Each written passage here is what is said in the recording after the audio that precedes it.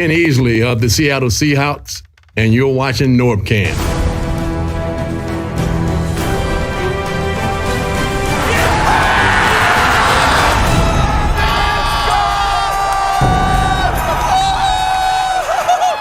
What's up, everybody? This is NorbCam coming at you here live on another viewing party. Sadly, it is the NFC Divisional game with no Seahawks in it.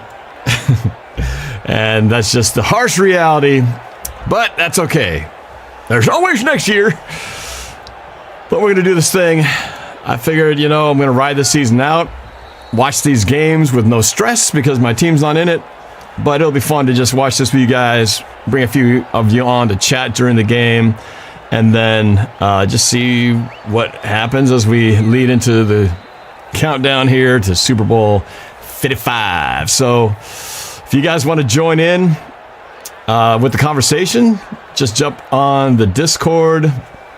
Let's see, do I have the Discord pinned on here? I guess I don't. I should put that in here. If you want to be part of this, the Discord is in the description. I'm going to put it in here and pin it on the chat.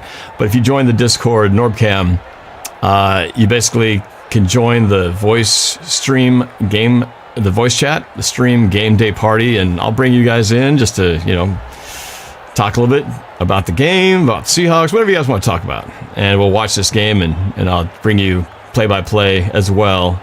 And we'll just see how this all goes. But glad to have you here with me on this. Again, sad that we don't have the Seahawks in the playoffs. Too early of an exit. Now, as far as this game, Rams versus Packers, to me, this is a sort of lose-lose scenario because I'm not a fan of either team.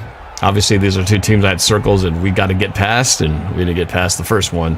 So the Rams move on, and then the Packers, which number one seed, we kind of figured the road to the Super Bowl is going to go through Lambeau, but we'll see, how that all plays out in terms of the Saints. Will the Saints possibly, give them a run? Well, we'll find out. I mean, if the Packers survive this, the road to the Super Bowl will run through Lambeau, and it's really just going to matter about whether in that game, Saints. Will it be Saints, Packers, or will the Rams find a way with a banged-up starting quarterback? I don't even know who their backup is now that they lost, what's his name? I forgot his name already. The guy who had the neck injury against us. But this is the game here. Seahawks. Keep on saying Seahawks. Rams, Packers in Lambeau. Again, thanks for joining. We're about ready for kickoff here. Hold on a second as I'm getting a couple things set. We're getting close here.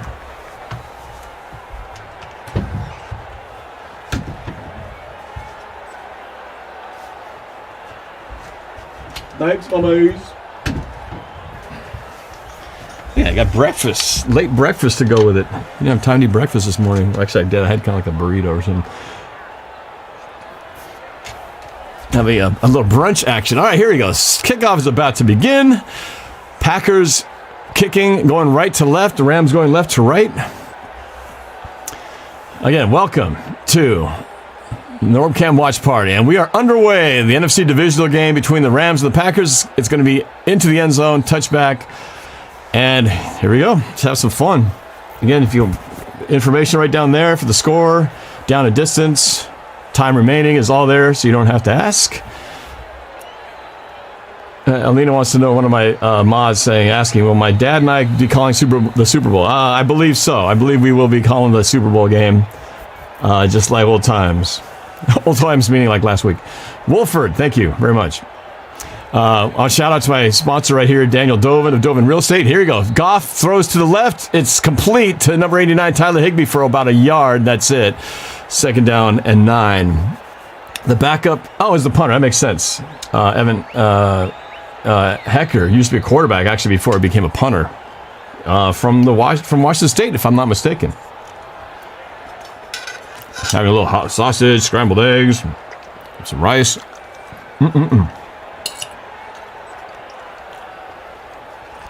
2nd and 9. Goff under center. 2 receivers either side. Motion. Handoff. Akers, left side. Gets a couple, maybe 3. It's going to be 3rd down and 6, maybe 5. 6.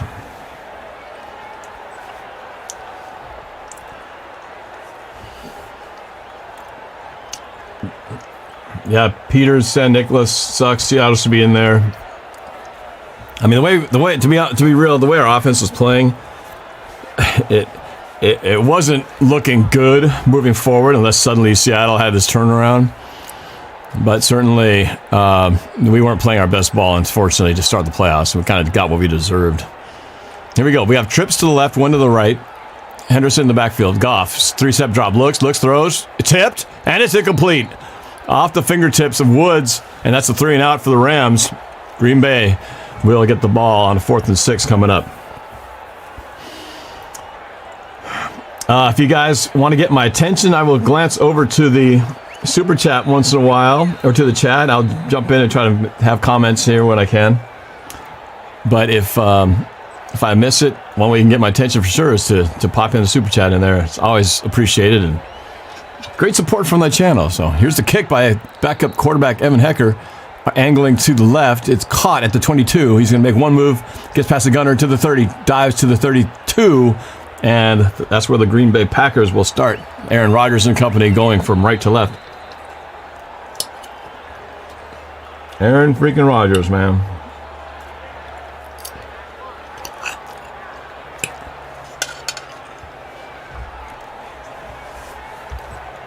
For in this game, if you saw my Madden simulation, I played Green Bay. It was snowing in my simulation. There's no snow here.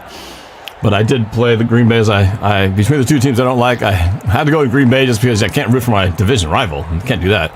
So I guess go Pack go today. Rodgers hands off to Jones. He gets about 3. And that's it's going to be 2nd down and 7 coming up.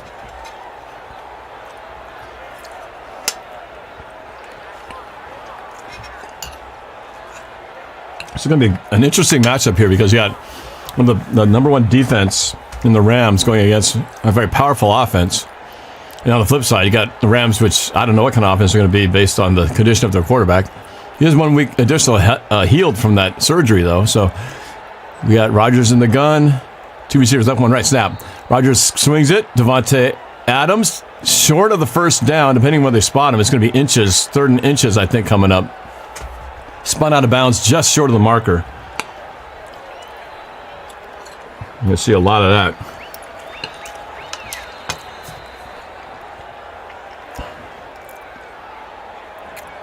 Well, that's real close. Inches. 3rd and 1. That's a early crucial play right here. If the Rams can get a stop here, that'd be huge for them. All right, here they go, Packers. 2 receivers left, 1 right. 2 running backs in the backfield. Now Jones goes motion to the left. Handoff up the middle. That's a 1st down and more. Oh, actually, that was a 1st down. Never mind. They gave him the 1st down. So that was a 1st down carry. Makes it a 2nd and 1. That's nice blocking right there. Look at that hole. That's what Seattle needs, is definitely need improvement in the offensive line. Left guard particularly. Because you can't fix your entire offensive line in one shot.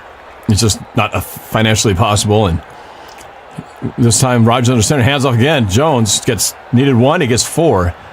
And it'll be another 1st down for Green Bay. That was good for Packers. Weird to say that.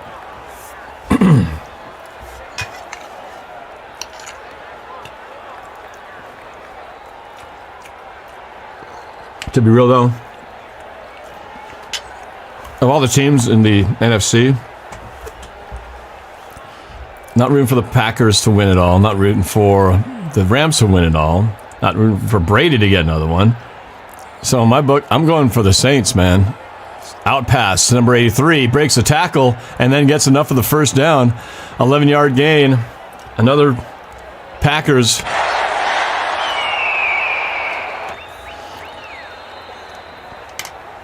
Wow, Packers just methodically moving down the field. They're picking on the opposite side away from their all-pro safety. Little fingertip grab there. 22 Hill being picked on early in this game.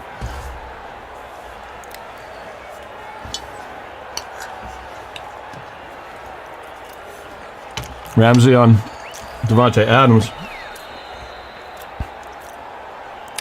Empty backfield. Rodgers looking to Davante is going to step up under pressure, throws. Oh, it should have been caught. Intended for number 19, thrown a little bit behind him.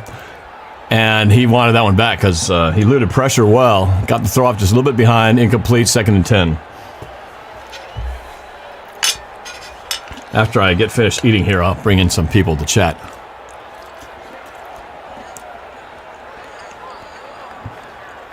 Should have been caught, though. It was a little bit behind, but should have been caught.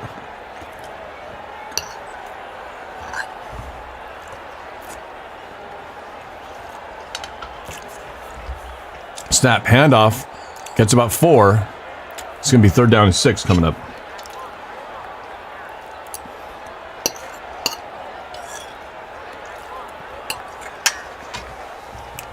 Oh, hurry up. Snap.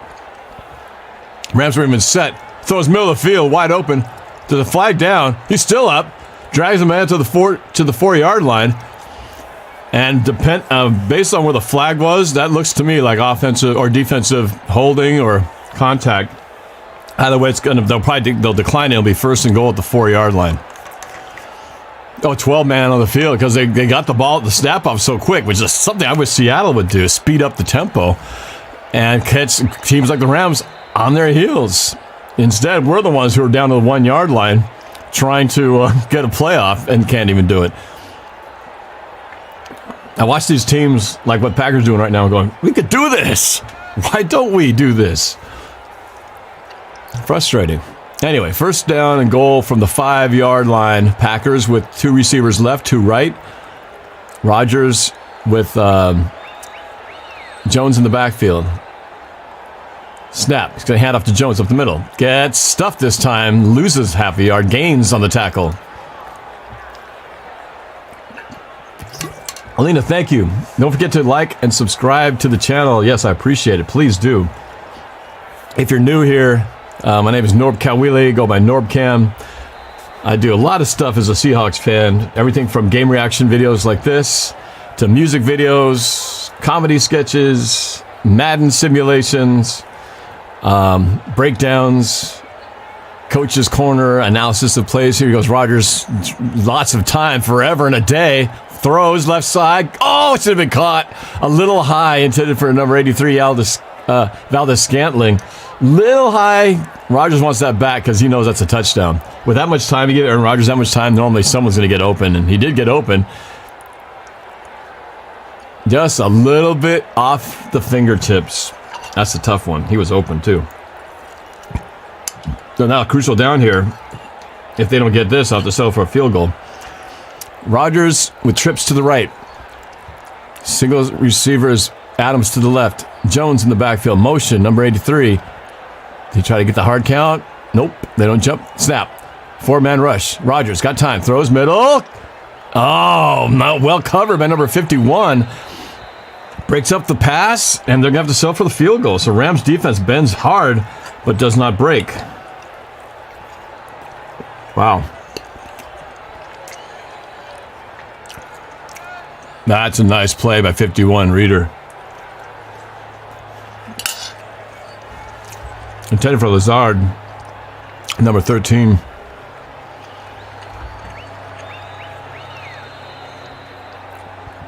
Snap, hold, kick, and it's down the middle.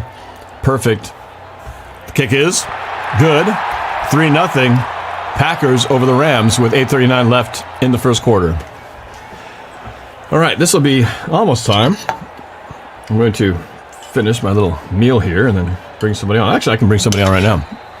Who shall we bring on the Discord? If you want to chat online here, just jump on here on the Discord, and I'll pull you in for the conversation. I'm going to try to pick up some people who are new, who don't talk too often. Like the first-time caller, go Hawks. Let's bring this person in here.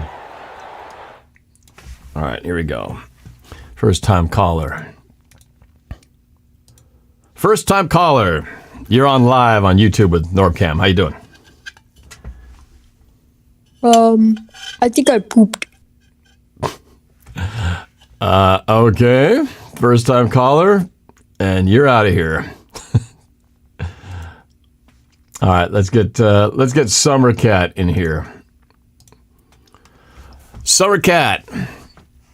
Hello. Hi there. We spoke. Was it yesterday It was. or the other day? I know I remember you joined for the first time. Yeah. I think it was Thursday actually. Thursday. Yeah. Welcome back. Welcome back to the show. Are you watching this football game, or are you just hanging in for the chat right now?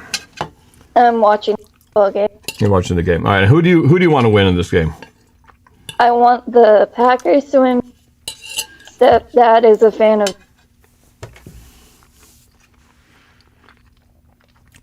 What was that? You're rooting for the Packers, but what? Because my stepdad is a fan of the Rams. Oh, so it's the old inter-family rivalry thing. You root for the team against the person who is rooting for the other team. I gotcha. And where are you calling from? Oregon. Oregon. Very good. And how long have you been following my channel?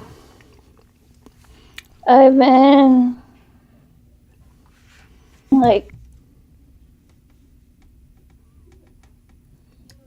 You don't have to be specific. For a I'm thinking while. like this year or like years before. How long? Just in general. for like 5 years or so. 5 years? Wow, long time fan. I appreciate that. All right. Well, enjoy. I hope I'm with you. I hope the Packers win this, and then eventually I hope they lose. But we got to knock the Rams out. Because certainly don't want the Rams to get any more glory here. All right. Well, thanks for the call. Enjoy the rest of the game. You too. We'll talk later. Go Hawks. All right. That was Summer Cat. Let's go to... Oh, it was a short kick, taking it to 9. He stumbles, gets up at the 15, makes a move to the 17, 18, and taken down there. It was such a short kick, he actually had to field it coming up fast for it, and he tripped and didn't get any momentum going, so he's taken down pretty quickly there.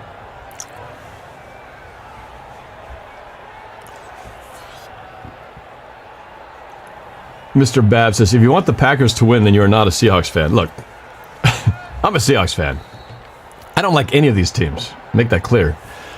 But I have to root for somebody because only one team is going to emerge, and I certainly don't want it to be the Rams. So by default, I have to root for the Packers. Ultimately, I do hope the Packers lose to a team like, hopefully, the Saints. The Saints are my team now that I'm going to root for in the NFC. Snap. Goff, hands off to Akers, running right, breaks the tackle, gets the corner, and he gets about 8. Stays in bounds.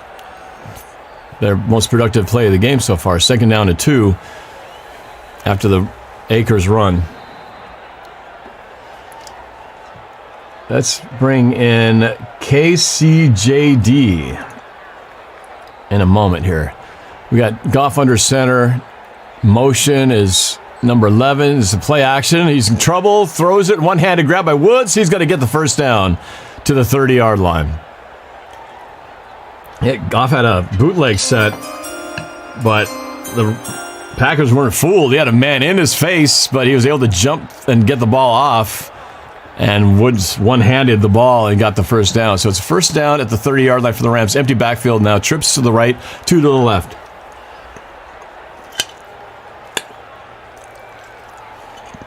Snap. Goff looking, throws right middle field. He's got Wood. Oh, no. Into the to the 42-yard line. This is number 11. Wow. To Reynolds for 28 yards down the middle of the field. Wow, Goff got the gloves and everything. Yeah, he's Jared, two gloves today.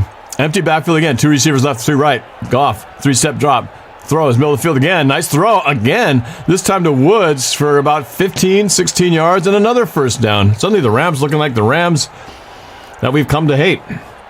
With a very quick, efficient passing game. Run linebackers late to the ball.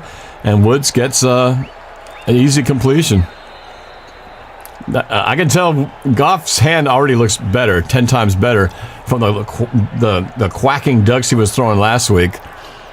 This time, his balls are looking a lot more firm. Boy, that just came out sounding funny. He's throwing a nice tight spiral out of the pocket. So, 3-0, still the score. All right, let's bring somebody in right now. Let's talk to, what did I say, JC something? KCJD. KCJD, you there? Yeah, I'm there. Hey, what's your name and where are you from? I was actually on the Rams game, but my name is Kachi and I'm from Connecticut. Kachi from Connecticut. A quick shout out to Dukes of Hazzard in the super chat. So a lot of fans of this game. F the Rams. Yeah, F the Rams, man. All right. So who are you rooting for in this game? It pains me, but I'm going for the Rams. Really? Honestly, because I just don't like Aaron Rodgers. I kind of want the Browns to win. I really like the underdogs. Well, so I want the Browns to win the Super Bowl. I actually like Baker Mayfield. All right.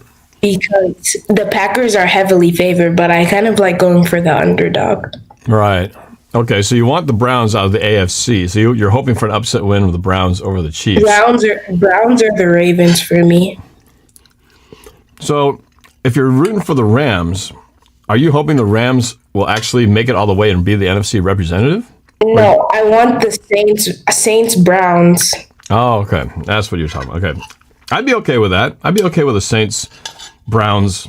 And I'd even be okay with the Saints winning the Super Bowl and getting a second, and Breeze getting a second ring before he retires. I mean, I like Breeze. He's actually, people ask me, who's your second favorite team? I don't have a second favorite team, but I do like Drew Brees. He's a good man. He's a good person. I do like what he does.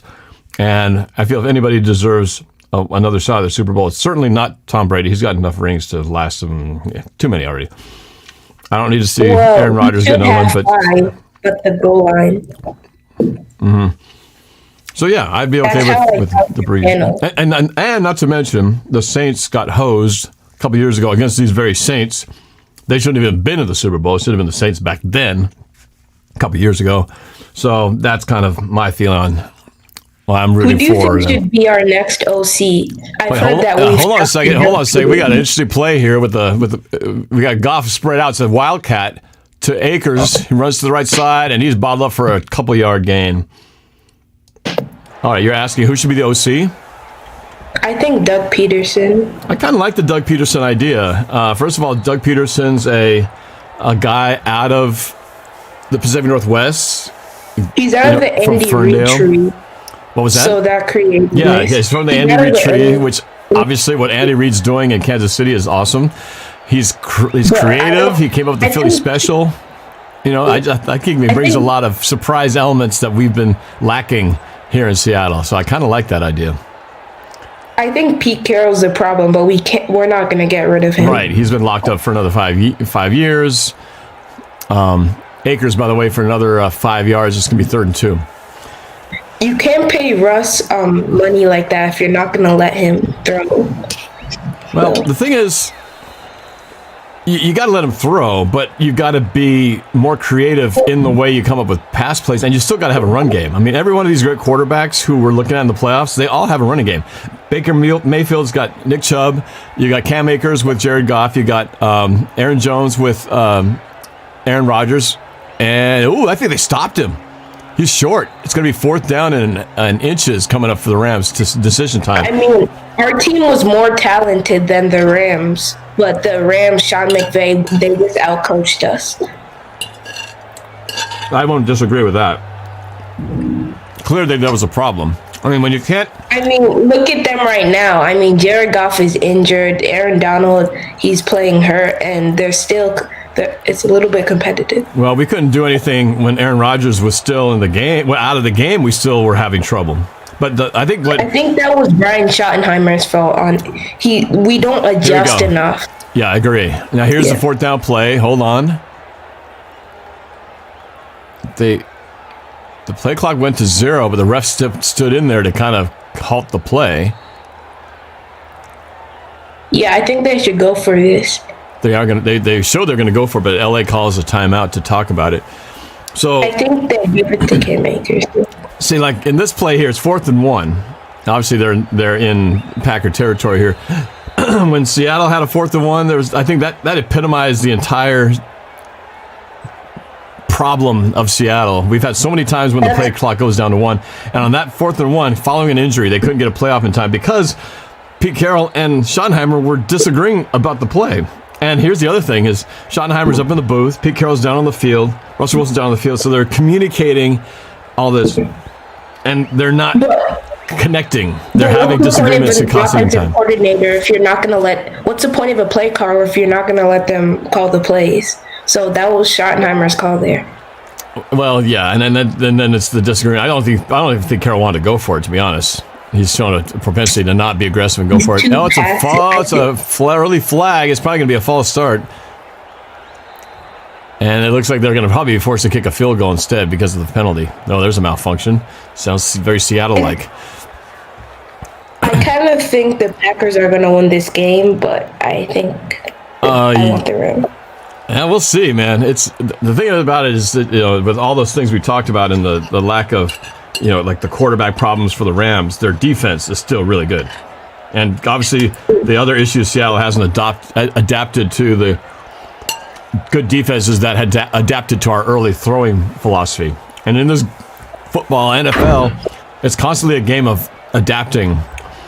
You come out with something, they figure you out, they adapt to it, then you figure out what they are covering, then you adapt to it, and we never quite got that adaptation. We got stuck in the middle of the halfway through the season and could never get out of the funk that we were in. Here's the field goal attempt off the left hash. Kick is up, and it is good. So we had a tie ball game 3-3 with 4:36 left in the first quarter. All right, man. Well, thanks for chatting. I'm going to bring some other people on the call, but very good points right there. So appreciate you being on here. All right, so let's open up the lines here. Again, if you want to call in the conversation, jump in on the Discord. Oh, yeah, I need to get the Discord information up there so that you guys can see what it's all about. Let me pull that up while I get another person on the line. I'm going to multitask a little bit here. I can do that. Let's go to Seahawks fan 123490. Seahawks fan 123490. You there? Hello. Hey. Hi there. How's it going, man? It's going all right. It's going all right. What's your name and where are you from? I'm Dawson. I'm from Louisiana. Dawson from Louisiana. Well, welcome to the show, yes, Dawson. Sir. Yes, sir. I'm a Seahawks fan. Nice. Been a Seahawks fan for a couple years now. Very good. That's great. And so, how did you find my channel? What brought you to be calling in on a show like mine? So, I had COVID, and I don't have no way to watch any football games. So I looked on YouTube, and I had to watch the Seahawks game in the playoffs, and I needed to watch it really bad. So I got on YouTube and looked it up, and I found your channel, and I stuck with this one. I was like, yeah, man, this is good. I appreciate that, man. That's awesome. Man, but not awesome that you had COVID. That sucks. How are you doing now? I'm doing good. I just got off of quarantine, and I'm proud to beat COVID. Well, I'm glad you're doing well now, man. That's always a scary situation. Yes, sir. About this game, but with the Packers and the Rams are going to come out. I mean, the Packers are going to come out on top. The Rams just they won't have that fight ability to beat off Aaron Rodgers when he throws down the field. There's going to be some big plays by both of the teams, but you can just see the Packers coming out on top with this. I certainly feel like they have the edge. They definitely have the offensive edge. The question is, and so far they were able to move the ball pretty easily against that defense, but they stiffened up, kept them out of the end zone, and it kind of reminds me a little bit of Seattle that way. Give up a lot of the plays, but then when it comes down to the red zone, pretty stout down there. But I think in the end, their offense is going to be just too much. But we'll see. The Rams' offense wasn't doing too bad till they just short-circuited there. But right now, it's kind of even right now. I think in the end that the Packers are gonna find a way to take this thing. Yes, sir. And who do you see being in the Super Bowl? The Browns are going to get shut out early by Kansas City. The the Saints are going to push on and push forward. I'm thinking the Saints and the Packers. Saints and the Packers in the NFC Championship. That would be pretty expected 1 and 2. But what about out of the AFC? Who do you expect to? What to about be? the AFC? Okay, so the Saints and the Ravens. Saints, Ravens. That's your Super Bowl call. All right. Super Bowl call. Okay, we're gonna have to see a few upsets for that to happen. Kansas City would have to drop. The Bills would have to drop, and then that would have to be the Ravens defeating the Browns. Then, if that situation were to play out, interesting. Yes, sir. It's a bad call, though. It's a bad call. Yeah. Yeah. Oh man, I'm just still bums me out that Seattle's not playing in this game right now. But Seattle earned this though. See, that's the thing. See, Rams man, Jared Goff did not earn that win. No. It's Seattle more just shot themselves in the foot with the interception, pick 6, and then the turnovers. Unable to come up with plays to move against the Rams defense. The Rams defense won that game for them, or I should say the Seattle offense lost it for us. But right, yeah, which is why Russell doesn't make mistakes like that though. He does. It's just like, and DK was already heated. DK got a little big-headed in the game. Yeah, that's an issue. 2nd and 7 here for the Packers. Motion number 83. It's going to hand off to Jones again. Or no, that's number 30. First down. Gets not quite. It's going to be a yard short. But see, even Aaron Rodgers, they still have that pass game, and that's what people I think that understand is that people say, "Oh man, why are we going to go back to the run game when you got Russell Wilson? You're paying him $35 million a year." Well, it's like you still need a run game. Every team in the playoffs has you're right. a running game. The Saints, Drew Brees, and Alvin Kamara. So you got to have that balance, and you got to commit to it. So here we go. Third and 1. 3rd and 1 for the 25-yard line. Snap again. Here's another run, and what does he do? He breaks it through for about 7 or 8 yards, and Packers first down. First down. Yep. See, that's what we needed to do. We needed to run. We needed to run with Carson. We need to commit Carson to just up the field. Run. Yeah. You think we'll get him back in free agency? No, I don't. I'm not optimistic. Now, it's possible he got disenchanted with the team. He unfollowed Russell and the team after the game. But then maybe after they see that there's going to be a change of coordinator, maybe he isn't quite thrown in the towel. And here's another play action, which is when he comes after you the run, and he throws it to the tight end on the right side, gets about 8. 8 yards on the play. You run, play action. I mean, that's been Seattle's way. That's what the Browns like to do. Yeah, the Browns like to do the same exact thing. Yeah. Yeah, the Browns are pretty been pretty good. Baker Mayfield loves the play action passes.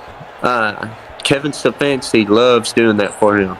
Yeah, finally he's got a coach. We got the talent and the coach to make things work. And hey, it's gonna be a good game tomorrow. That's no doubt. It's gonna be a good game. It's starting to snow, by the way. A little flurry action, and there's another run, and another 6-yard gain, and another Packer first down. Yeah, this little flurry action going on here on the field. It's kind of nice to see. I hope this thing turns into a blizzard. I love these snow games. All right, man. It's good to talk. Stick around. I'm gonna, might go back to you later on in the game. Yes, but sir. It's nice to chat with you. Accepting this call. You have a good day, Norb. You bet, man. Take care. Enjoy the game. Go Hawks. Go Hawks.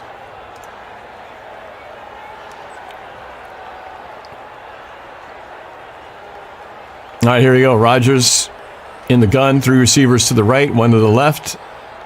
Motion. 83, play action again. He's going to throw, dumps it down to the tight end. He gets 5. See, that's the stuff that's missing in Seattle's offense.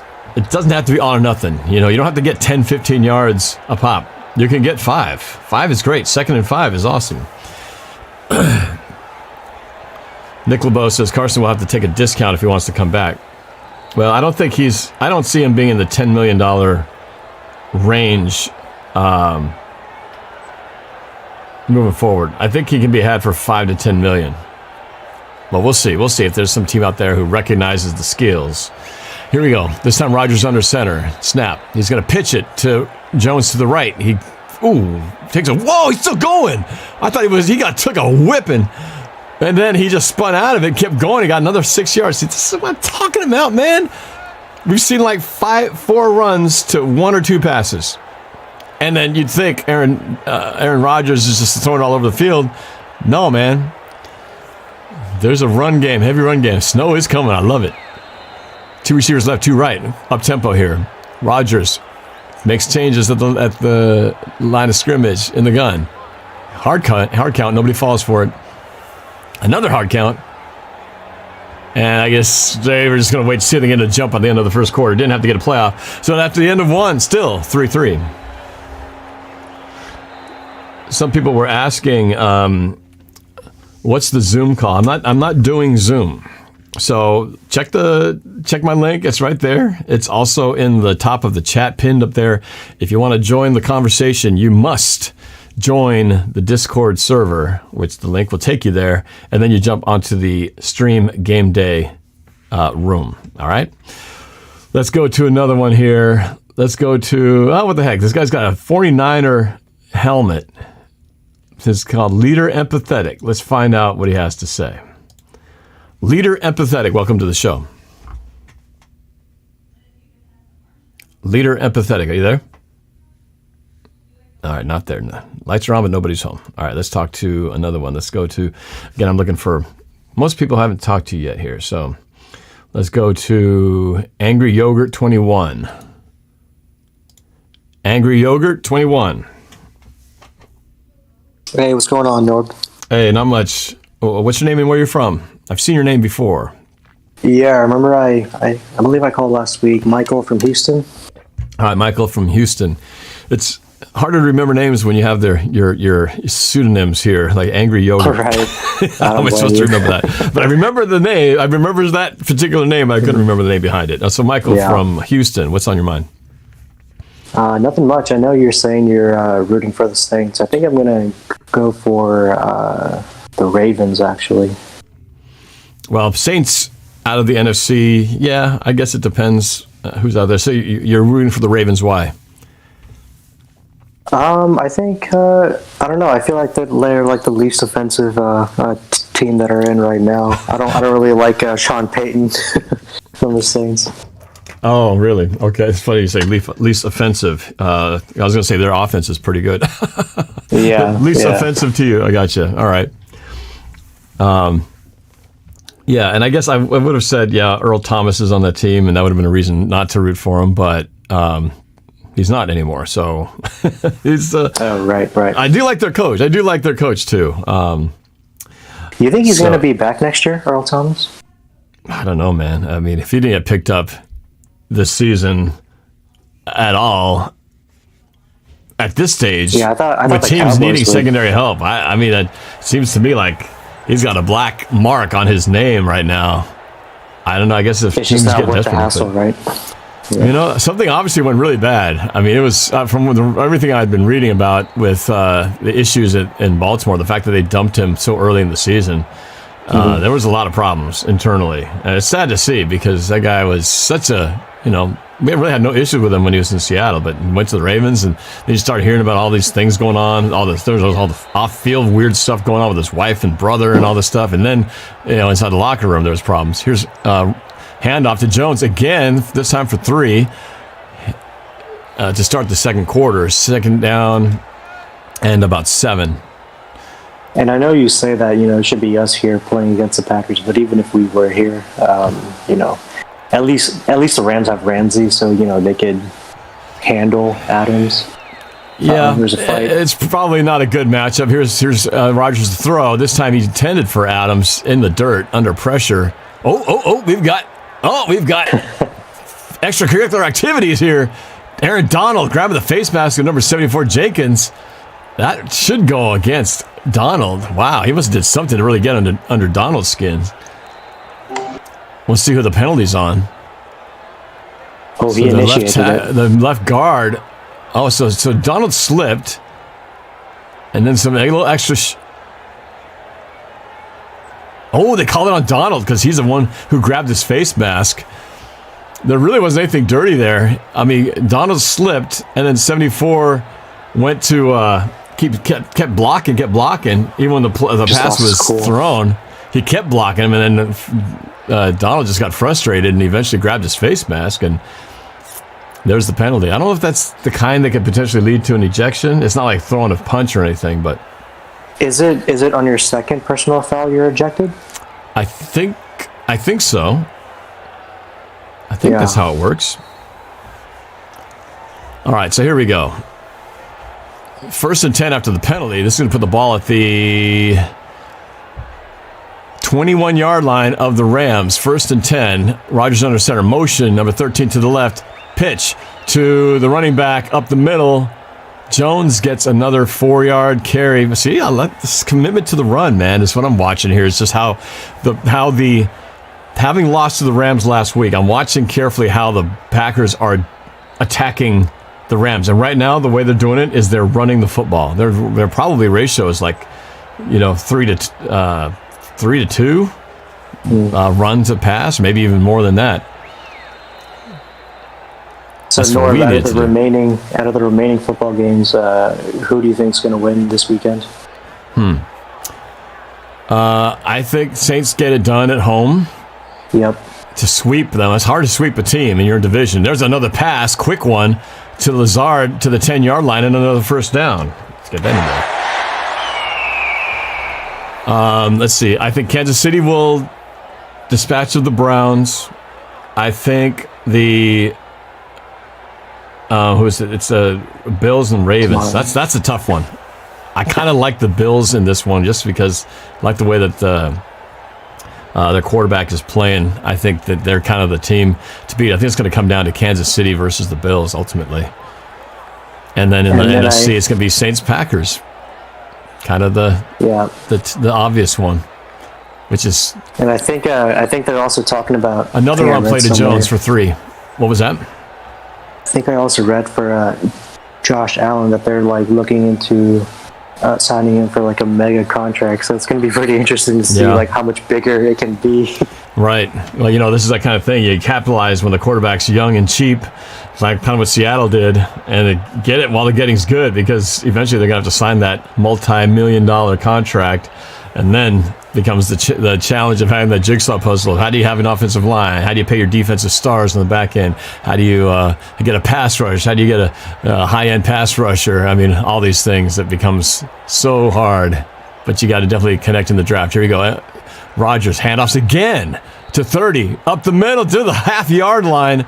So that's what they're doing, man. They're going right down the throat. None of this cute stuff on the outside. Just pound it. Pound it in. This is so frustrating. This is what should have been the game plan by Seattle.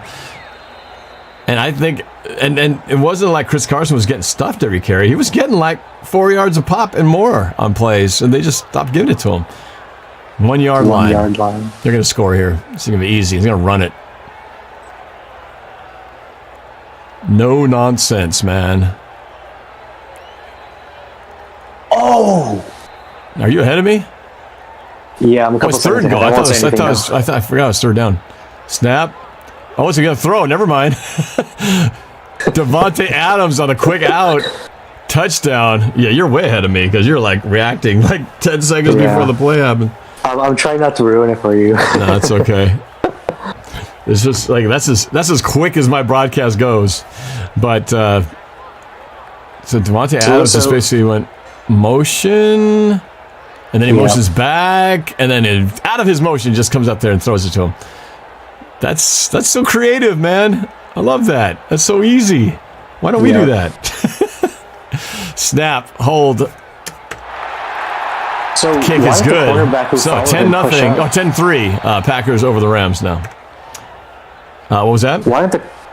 So when Adams went in motion, why did the cornerback who followed him not push up, not press him? Well, yeah, he followed him, but of course, by the time he basically then had a running start, he just snapped the ball, immediately threw it, didn't waste any time, and then that was it. So I mean, that's not so tough to defend. I mean, unless he really comes up hard and just jumps the route, kind of like they did on our bubble screen that led to a pick six. I mean, that's the only way he could have stopped that play. But that was a touchdown the moment he caught the ball. Well designed pass play right there. Hey, All right, I man. wanted to ask you, so just one question, like, around what time do you think, like, they would announce the new offensive coordinator, like... Well, is it supposedly they've before? already talked to Doug Peterson. They've talked to, what's his name down from San Diego? The former head coach. Not San Diego, sorry. The Chargers. Keep calling him San Diego. What's his name? My mind's slipping. What's the name of the Chargers head coach they just released? Somebody help me in the chat. You know what I'm talking about? It's on the tip of my tongue. I'm having a brain fart right now. Anthony Anyway, Lynn? yeah, Lynn. So they've talked to both of those guys already. So my guess, if either of those candidates are strong, possibilities of serious candidates, then I think those guys are probably could be announced as early as this week if they are satisfied with that. Either of those two candidates, being in the. Being potential coordinators. I really like the Doug Peterson idea. I know he's coming off a bad, ending with the whole tanking with the Eagles at the end of the season and all that stuff, but take the head coach part out of his job description and just have him call plays. I do like does come up with some pretty creative stuff. I know he struggled with, their offense in Philadelphia, but I think with the way our team is built, I think they could do some pretty cool stuff. So that's just my my thought. All right, man, I'm going to bounce around to some other folks here, but stick around. Keep watching this game. All right, man. All right. Again, if you want to jump on the line here, here's a replay of that touchdown pass. So easy.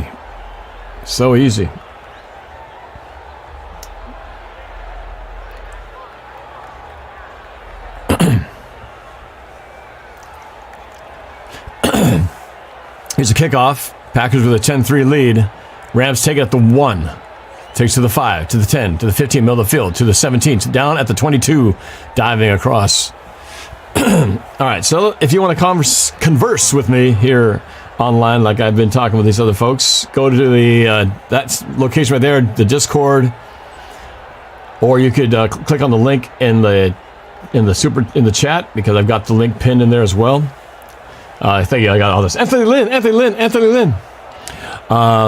Let's see. We got a bunch of people now on the line waiting. I'm trying to get to people I have not talked to much during the course of the last, whose names are not as familiar.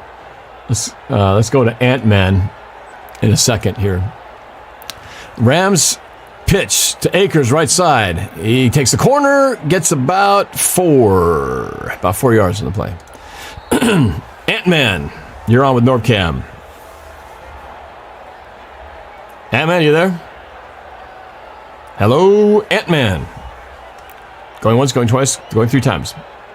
All right, no Ant-Man. Yo, boy, Wyatt wants a shout-out. There you go. Let's talk to... Doggo is 69 with a cute little German Shepherd puppy on the icon here.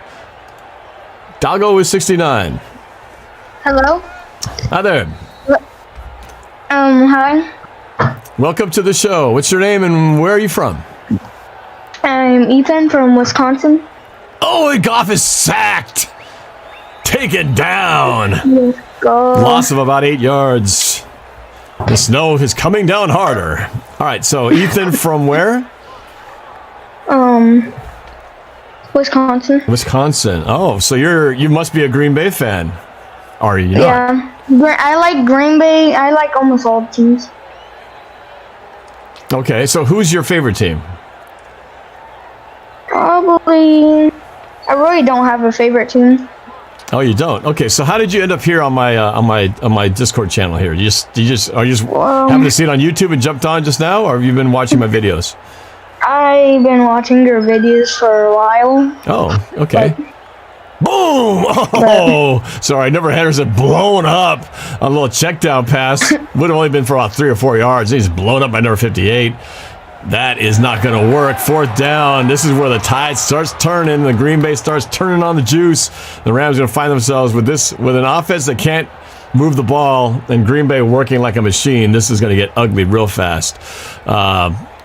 Rams about to punt. Okay, so you're not a Seahawks fan, but you are a fan of my channel, is what you're saying? I am a Seahawks fan as well. I like all teams. You like all teams. Okay. Is there any teams you don't like? Is there any teams you don't like? Probably the Jets and what's their name? Washington football team. All right. So Yeah. you kind of all-encompassing, love all attitude when it comes to football teams. All right, that's cool. But more importantly, is you're on my channel, and that's what counts. So I appreciate that. I just looked up a channel on playoffs or football games on, and then I happened to see your channel, and then I've been watching it probably for a month or so. Okay. And which game was it? What game was it that caught your attention? Trying to think. I really can't remember. Was it a game? Was it a game reaction video like this? Yeah. Okay. Well, I'm considering all the teams that you like. I'm honored that you chose to be on my channel here. So who are you rooting for? You're rooting for the Packers in this game? Who do you want to see in the Super Bowl? For a guy who loves all teams, how do you decide? I totally want to see the Chiefs because I have Patrick Mahomes jersey I got for Christmas. Okay. All right. I think Bills might win Packers because Bills are very good this season. But you said the Bills? You said the Bills might beat the Packers? Yeah. But they're not going to play unless they play in the Super Bowl. Is that what you're saying? That's why you're rooting for the Chiefs? Okay, I got you. So you want the Chiefs to win ultimately? I want Chiefs to win. Uh-huh. So, yeah. So you want the Chiefs, and you want them to play who out of the NFC? The Packers? Either want them to play Green Bay or, what do you call it? The Bills. Okay, I'm still trying to figure out your pick out of the NFC. So, are you rooting for the Packers to come out of the NFC to represent the NFC? Yeah, or my maybe grandma thinks the Bills are going to win and go against. Your grandma might be right. Your grandma's got good NFL intuition. Her favorite team is the Steelers. Oh, the Steelers. Oh, Steelers. Too bad, Steelers. They got spanked. They got spanked hard by the Browns. Yeah, the Browns, you would not think the Browns would have won. Now this year they're playing like a totally different team though, so you never know. They might surprise some people if they find a way to upset the Chiefs. Then anything can happen. They also got one of the best wide receivers. Yes, they do. They've got quite a few weapons there and a good running game. Say the running game is always important. All right, man. Well, thank you for calling. I appreciate you sharing some of your insight and for being on my channel. It's greatly appreciated, man. All right. Enjoy the rest of the game. You're done. Go Hawks. Go Hawks and all the other teams that you like. Okay, let's see. Who else do I see here who I'm not familiar with? A lot of these names I've seen before. Cool Guy. I don't think I've spoken to Cool Guy yet. Cool Guy. Are you really a cool guy? Or is that just your name? Hello? Yes. You're on live with NorbCam. Oh, this is so cool. Yeah, well, you are a cool guy, so, that's why it's cool. What's your name and where are you from, man? I'm Caden, and I'm from Redmond. Oh, not too far from my neck of the woods here. A Washingtonian like myself. All right. And is this your first time calling? Yes, this is my first time. All right. Welcome to the show. Let's call this play here of the Packers at the Rams' 47-yard line after a sportsmanlike penalty. Gets to Devontae Adams, swings it left. No gain on the play. Well played out there by the Rams defense. So what brings you to my channel? How long have you been watching my videos? Well, I'm not exactly sure, but I think maybe 3 years. Oh, so it's been a few years. All right. Do you remember what video it was that got you interested in the first place? I think it was one of your rival videos, like with the 49ers guy. All right. That's cool. Always a good attention getter. 2nd and 9. Snap. Rodgers, deep drop. Looks. Plenty of time. Swings out to Aaron Jones to the right side. He's got yardage. 5. First down. Still going to the 32-yard line. That's good for a Packers. Man, if he's not doing it on the ground, he's doing it in the air to the running backs. Crazy. All right, so who do you got in this game? Are you a Rams fan today or a Packers fan today? What do you got? I was thinking about that. I think I gotta go with the Packers here. I'm not a fan of either team, but I just can't stand the Rams. Yeah, me too. They've been pain in our rumps for the last several years. Russell always struggles against them. Right. That's the Which is so weird. Like, I'm watching. They can't even get near Aaron Rodgers here. He's got all freaking day, and then he hits another receiver for another 11 yards and an easy first down to the 21-yard line. Valdez-Scantling. It's like, where is that protection? We need that kind of protection.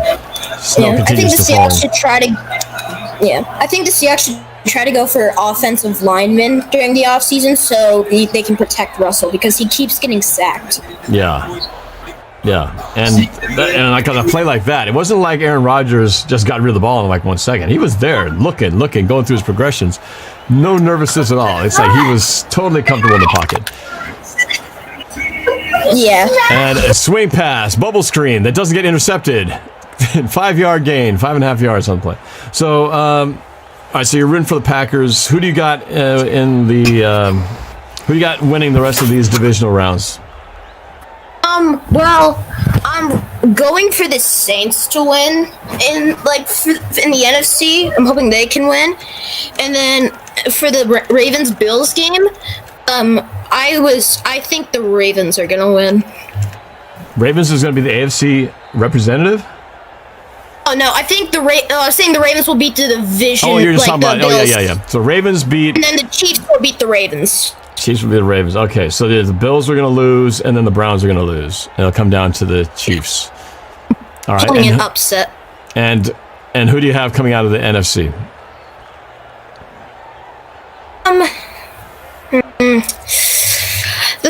I was like, it's going to be hard for Drew Brees to win in Green Bay because the Packers do so good there. So you're already assuming the Saints. You're already assuming the Saints are going to beat Brady and the Bucks tomorrow. Yeah.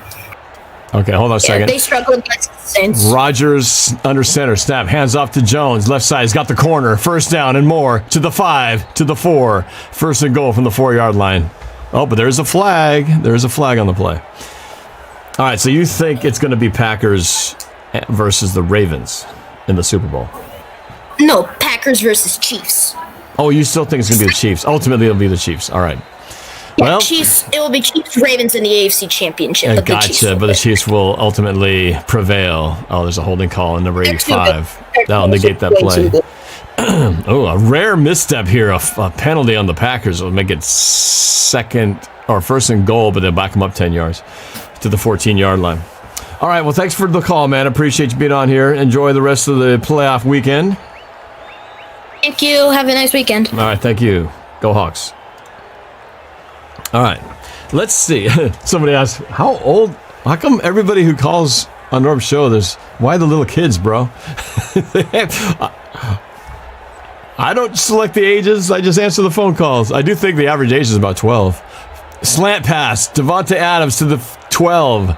It was 2nd and 14. Now it's going to be 3rd and 3 or 3rd and 2.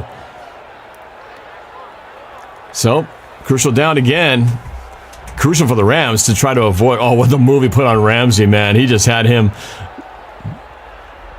putting his jockstrap back on after that little 2-step out of his break. Not even close to him. Ooh, a little pushing and shoving after the fact. Ooh. I think they're going to run this ball. 2 receivers. Make that 3 receivers to the right. Single receivers is Adams to the left. They do hand it off. And look at that. It's a first down. They get 5. First and goal again from now inside the 10-yard line. I think it's at the 8-yard line. First and goal from the 8. I'm telling you, man, these guys are so freaking efficient. It's frustrating. Pisses me off. because I feel like we've got the personnel to do it. Maybe we don't have the line because he gets some awesome protection. Hopefully a coordinator will be the gel that's been missing here. Timeout Rams with 5 minutes left in the first half. All right, let's see. Let's see if we can talk to somebody who's older than 18. Is there anybody older than 18 in here? Somebody should change. You should change your name if you're over 18, just for the heck of it. Put an 18 plus on your name, so I can just see if there's anybody here with that age. Let's go to Quaver Hop. Quaver Hop. Quaver Hop. Are you over the age of 18? Hello. Hey, hello. Hello, is this Quaver Hop? Yeah. Are you 18 or over? Yeah, 18. Oh, perfect. I was going to say I was going to hang up on you. No, I'm just kidding. What's your name and where are you from? Chris and England. Chris out of England. Oh, we got an international caller right here. Excellent. First-time caller? Yeah. Okay, all right. From England, welcome to the show. Hold on a second. We're going to call this because we're back to the action. First and goal at the 8-yard line. Motion Adams to the left to make it 3 receivers to the left. Snap. He's going to hand off again. Another run. Look at him. 4 yards down to the 4-yard line. So what brings you here today, man? Have you, how long have you been on my channel? Well, I've been watching for a while, like for the season, but I've only just joined Discord, like stuff today. Oh, okay. But you've been watching my videos this year? That's when you started watching? Yeah, like watching the Seahawks game and that. Okay. Well, I appreciate you doing that. Now, are you a Seahawks fan? Yeah. Okay. And how did you become? I'm always interested how people outside this country become a fan of all teams. They choose the Seahawks. How did that happen? Handoff again up the middle, push it to the 2. Williams again with the carry to the 2-yard line. Yeah. How did you become a Seahawks fan? Well, my dad's gone over to America and seen him a couple times. When he went over with the army, but so I sort of followed him. But okay. I only really got into American football the last few years. But yeah, I carried on doing so, and we'll carry on supporting the Seahawks. Okay. And are you able to watch these games where you're from? Like, I don't know, do they show them on TV, or do you have to watch them on the internet? What kind of access to the games you have? We have to get NFL pass, but most of the games are quite late at night. Right. So, and I have to get up early most days, so it's kind of hard. Okay, gotcha. Yeah, because of the time difference. 3rd and goal here, crucial down, but Aaron Rodgers calls a timeout as the play clock was getting down to 0. So timeout here, they'll try it again. 3rd and goal at the 1-yard line. Crucial play here. If the Rams don't get a stop, this could be blowout city coming up. Okay, so you're able to watch some of the games using NFL Game Pass and things like that. So yeah. And what was it? What video was it that got you to my channel in the first place? Do you remember? I think it just came up on my recommended. So I was just watching lots of Seahawks videos, and then you just came up as recommended. So I hopped on one and just carried on. Was it a game reaction video, or was it a music video? Do you remember what kind that popped up? Yeah, it's one of these videos that you're doing now. Okay, one of these live streams. Okay, very cool. All right, let me call this because this is an important play right here. Rams trying to keep the Packers out of the end zone at the 1.5-yard line. 2 receivers left, 2 right. Snap, hands off to it's a play action. Rodgers pump fakes, rolls. He's gonna go in himself, and that's a touchdown. He throws the ball into the stands. Aaron Rodgers does it himself. And man, what a play. Aaron Rodgers, they actually had that play sniffed out. He had a defender in his face, but what Rodgers did was he made a major pump fake, got the defender to jump in the air, and once Susie did, he just took off running and was able to get into the corner of the pylon. Touchdown, Packers, 16-3. See, I had Floyd, who's been a nightmare for Seattle. He got him just jumping like a point guard. Oh, it's a fake. Or it's a shovel pass. That play is not working. Oops. No, it was a fake. It was a bad snap. So they don't get the extra point. So the score remains 13-3. That was an amazing play fake there, the pump fake to get Floyd just jumping in the air. 16 to 3 with 3:29 left in the first half. All right, back to you, man. So who do you root for now that the Seahawks are out? Who are you hoping to see in the Super Bowl? I'd sort of like the Browns. Oh, really? Just because obviously the last few seasons they've been, maybe not that great, so it's nice to see them doing well. So you're just kind of going for the pity route. Underdogs. Root for the worst team that suffered the most. But what about the Bills? I mean, they've had a pretty bad run of it. That one stretch where they went to the Super Bowl like 4 straight times and lost every single time and hadn't had a home game in playoffs until this year. They're the other sort of team that's been down for a long time. But you still got the Browns as your favorite? Yeah, but realistically, it's probably going to be Chiefs. You can't lie about that. How about out of the NFC? Who are you rooting for? But who do you think will actually be the representative? I'm not sure. Probably Green Bay, to be honest. Green Bay right now looks like, the best team in football the way they're playing right now. Yeah. I don't know who's. Saints may be the only team that can rise up to take them down. I don't think it's going to be. I don't think Brady and company can do it, but we'll see. That'll be a good game, actually. But Brady's been a bit lucky, I have to feel. Mm-hmm. Yeah. He's playing pretty well, though. He's been throwing the deep ball down the stretch here, which he didn't have as much going on at the beginning of the year. So anything can happen, but the Saints have had their number so far this year. But yeah, we'll see. All right. Well, I appreciate you calling in, man, all the way across the pond there in England. What part of England do you live? Just outside London. Just outside London. All right. Well, thank you for the call, man. I appreciate it, and hope to talk to you again soon sometime. Cheers. All right. Cheers. Go Hawks. All right. Let's see. Who else we got here? I'm getting a lot of cool names from people I haven't spoken to. Oh, that snap was way behind the holder. Messed up the timing. Mason Crosby had no choice but to just sort of call it good. He did. It was dangerous. So he tried to do a little pitch play to the kicker, and that's where you hope the kicker doesn't get beat up, because that'd be a bad deal. Man, you get your kicker killed in the backfield, and all of a sudden you got no one kicking the ball for you. All right, let's try to go to Eric Paschal. And first I'm going to call this return. It's out of bounds touchback. 16-3, Packers dominating. All right, Eric, are you there? Eric Paschal. Going once. Going twice. Wait, it still says you're muted. Eric, you there? Yes, I'm here. Oh, there you go. I'm here. All right, Eric, welcome to the show. Are you a first-time caller? Yeah. Okay, all right. Appreciate you being on here. And I see a LeBron James icon on your emoji there. But are you a Seahawks? Are you a Seahawks fan? Yeah, that's someone else. Oh.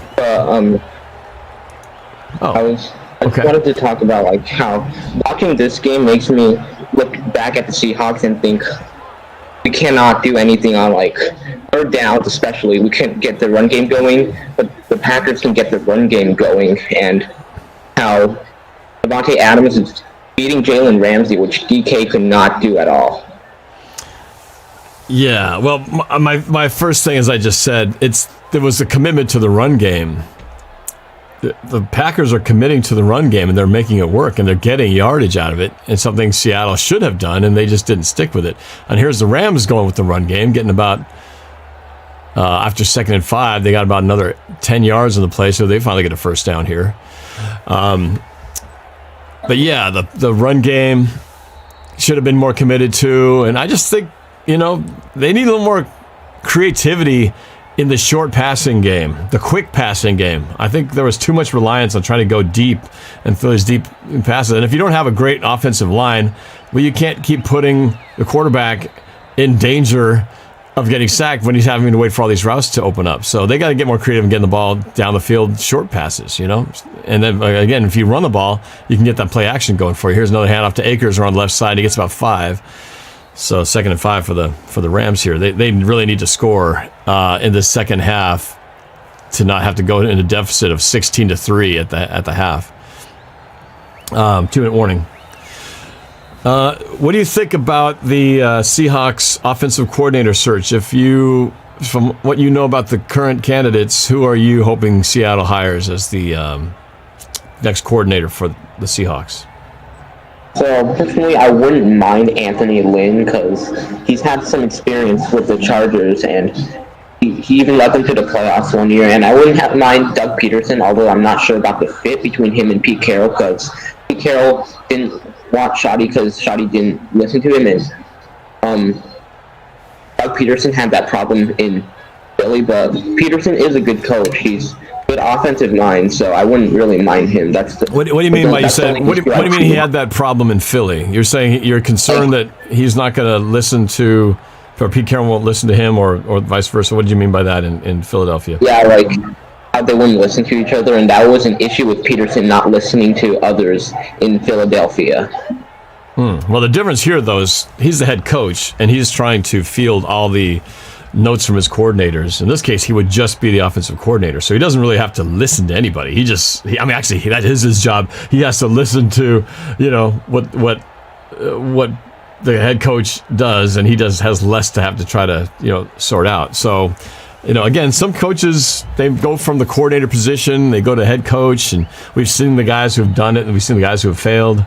I think there have been more failures than there have been successes. Look at Matt Patricia, Dan Quinn, Anthony Lynn, for that matter. I mean, there's been a lot of guys who try to make that step, and some guys just aren't head coaching material, And maybe, not to say that Doug Peterson is, though, he has won a Super Bowl. He's won as many Super Bowls as Pete Carroll. So you really can't say this guy doesn't know how to head coach.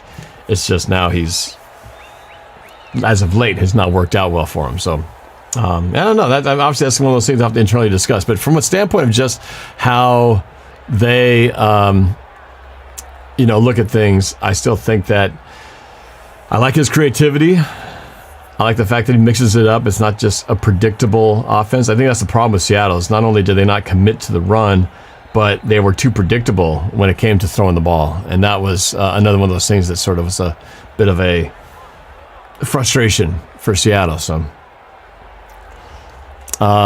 snow continues to fall in Green Bay. Not accumulating, though. Although they showed an aerial shot around the neighborhood there, and there's a lot of yards and houses with snow on there. But I think the days of the frozen tundra are no longer, because I think they got like heaters under this field to help alleviate some of that snow issue. So right now the field is bare and clean. So who do you like in the Super Bowl, man? I kind of want the Browns to go all the way, but if it's my prediction, it's probably going to be the Chiefs and the Packers. Although I would want to see the Browns there, and I kind of want the Rams to go there because it'd make the Seahawks not look as bad. I've heard that argument before. By the way, big run by Akers gets into Green Bay territory to the 42-yard line. Snap. Goff looking, throws, complete. To the number 11. Reynolds down to the 21. Suddenly, offensive explosion by the Rams. What is up with this? Nice little quick throw on the slant by Reynolds. And now they're in scoring opportunity here. Akers up the middle, off tackle left side, gets 6, taken down there with 1:15 left. They have one timeout left, so they got to be careful here not to squander this opportunity. Sure, they would love to get 7 and get within a 1-score game, but they're already in field goal range to get it to a 10-point game. So ball at the 15-yard line. Let me just finish this play series here. 54 seconds. Goff takes the snap, throws left side, complete for the first down, diving to Woods. And now to the 10-yard line. It's the fresh set of downs with 48 seconds to go. And do they call a timeout? Looks like they are going to. So they're going to make this series count right here. So you're saying you want the Rams to win because then it makes our loss not look as bad, right? Yeah. So, yeah, I guess there's that. But there's also that aspect of then you have to have a team with the fans and everything with the Super Bowl bragging rights and all the benefits that come with it the following season.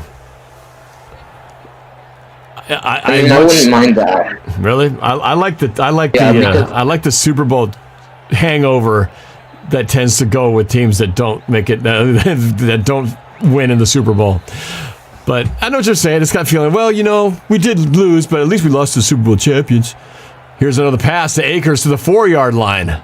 Boy, these guys might punch it in. I'm surprised at this late burst of, I don't know, if Green Bay, did they go too soft in the prevent mode?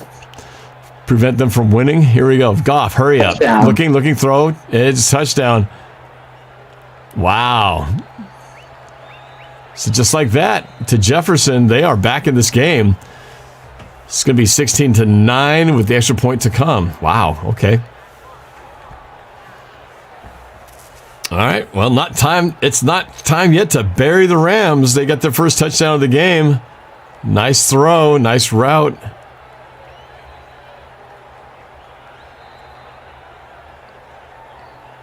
Well, I think the Packers will get the ball back to start the second half. So we'll see what happens here. But Packers with two timeouts, 29 seconds. The question will be, will the Packers try to score here? And the extra point is good. So 16-10, Packers over the Rams. But a nice late drive here to give the Rams their first touchdown. So will the Packers just simply let the clock wind down and be happy with getting the ball to start the second half? Most likely, they probably will. And we'll find out here. All right, they're making this game interesting. So what was your final prediction? You said you thought the Super Bowl was going to be... You wanted Rams... Packers. Who is it? Saint? Oh, you think it's going to be... My prediction, realistically, it's probably going to be Chiefs and the Packers. Right, the number ones. But you want the Rams because of the make you feel better about the loss theory. Rams and Browns.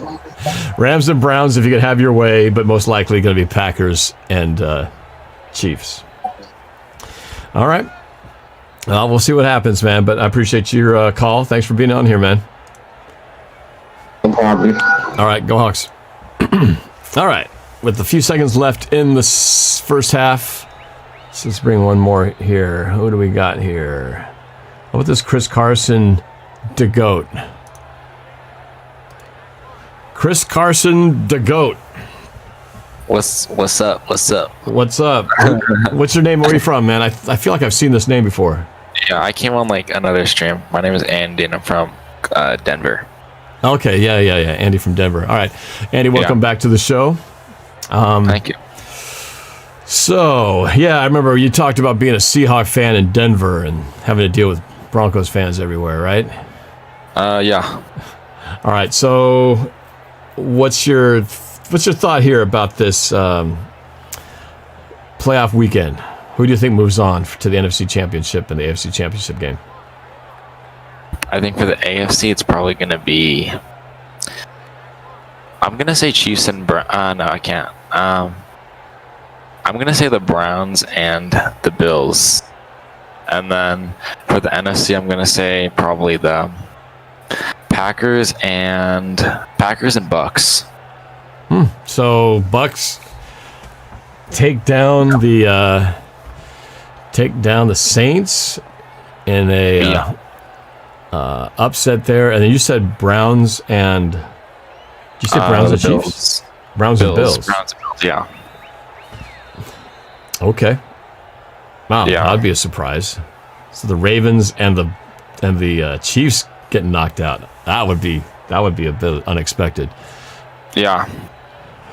All right, let's see. Let's see how the Packers play this one. So with 30 seconds basically left and 2 timeouts, will they play it conservative or will they actually try to do something with the last 30 seconds? Probably just sit on it, let the clock go out. All right. So what's your thoughts here on fixing the Seahawks moving forward? For offensive coordinator, first line of business, who do you think it should be? I just think they need kind of like not conservative like offense, but like more of like more like scripted plays. You know, like I don't know how to say it, but like kind of go back to like that 2013 like mindset where it's like win close games and make the plays needed to like win the games. Okay, well that means you probably subscribe to what Pete Carroll is saying. He's going to throw. Whoa, big play down the field to the 47-yard line of the Packers. They are not going to settle for going conservative. They get a big chunk yardage here to almost midfield with 22 seconds and call a timeout. Okay, they're going to go for at least the field goal range here. Devontae Adams on Williams. The double move. What a play to fake out Mr. Pick Six himself. Williams, number 31. Man, Adams has got one of the best releases off the line of scrimmage by a wide receiver. He is so good at just getting the defender to go the wrong direction. He's amazing. So you want to go back to the 2013 playbook. So when Pete Carroll says, I want to run the ball and I want to run it more often, you like that formula. You still there? Hello? I must have lost him. I think that's what he's saying. All right. Back to the game here. Packers at the 46-yard line. He's going to deep drop. He's looking. Now he rolls to the left. Rolls back to the middle. Throws. Right side. Wobbly pass. But it's complete to number 85. The tight end. Out of bounds. What a gorgeous play. With 14 seconds left. Still has a timeout. They're well within field goal range, and I think they're going for more than that. 30 seconds, they were already down to the 35-yard line of the Rams. Man, Aaron Rodgers, he is one of the best when it comes to being elusive in the pocket. And look at Aaron Donald had a grasp of his jersey, just could not pull him down. Wow. I hope they score a touchdown here. Actually, 21-yard line. What am I talking about? It's 21-yard line. That was empty backfield. 3 receivers left, 2 right. Takes the snap. 4-man rush. Throws left side. Oh, it's intercepted. No, he dropped it. It should have been picked off in the end zone, and he dropped it. Hill had it hit both hands. That's why he's a defensive back and not a wide receiver. Incomplete. Wanted to get number 13 on a post route. Underthrown. And he just could not hang on to him. Really not a good choice because he had double coverage over the top and in front. And if he caught that ball, Fuller would have drilled him anyway. They dodged a bullet right there, but they'll try another shot here at it. He's got another one try to the end zone. If they don't get it, they'll have the timeout in their back pocket to call for the field goal. So here we go. Empty backfield, 3 receivers left, 2 right. Snap. Rodgers throws, middle field. And it's deflected again, this time number 43 on the coverage, so they will have to settle for the field goal attempt of about 40. Wait a minute, is there a flag? No. This is just a simple post pattern, underthrown. If he went over the top, I think he could have had a touchdown, but hit the defender in the face mask. He pulled a DK catch on that one. Field goal would be 39 yards off the right hash. Snap. Good snap. Hold. Kick. And the kick is good. So the Packers, with no time remaining on the first half, tack on 3 to make it a 19-10, a 2-score deficit. So well played by the Packers. Couldn't get that touchdown, which would have been pretty impressive. But field goal anyway, with only 30 seconds left to go, the length of the field is pretty good. So at the half, 19-10. Now, if we're going to have some more chats with y'all. Again, if you want to join the conversation, just join me up here on the Discord. You can click on the link also in the top of the chat where I've got it pinned. And you can join in the other chats we've been having in here. All right, so let me try Pick Me. He's got a pretty cool animated character there on his in his emoji. So let's see who this is. I got no idea.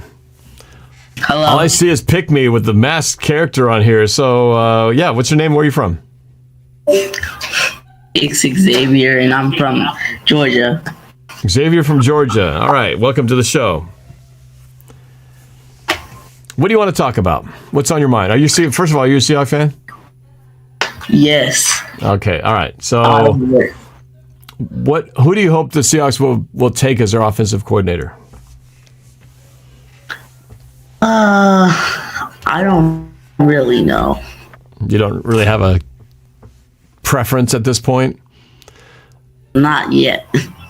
All right. Well, what do you think? What do you think the Seahawks need to do to get past the hump to improve their just the overall team in general in 2021? I feel like they need like an offensive lineman and some defensive players. Some, like specifically what?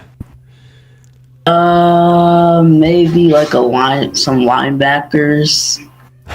I don't know about safety. I think we're good on safety, but I don't know the rest right now.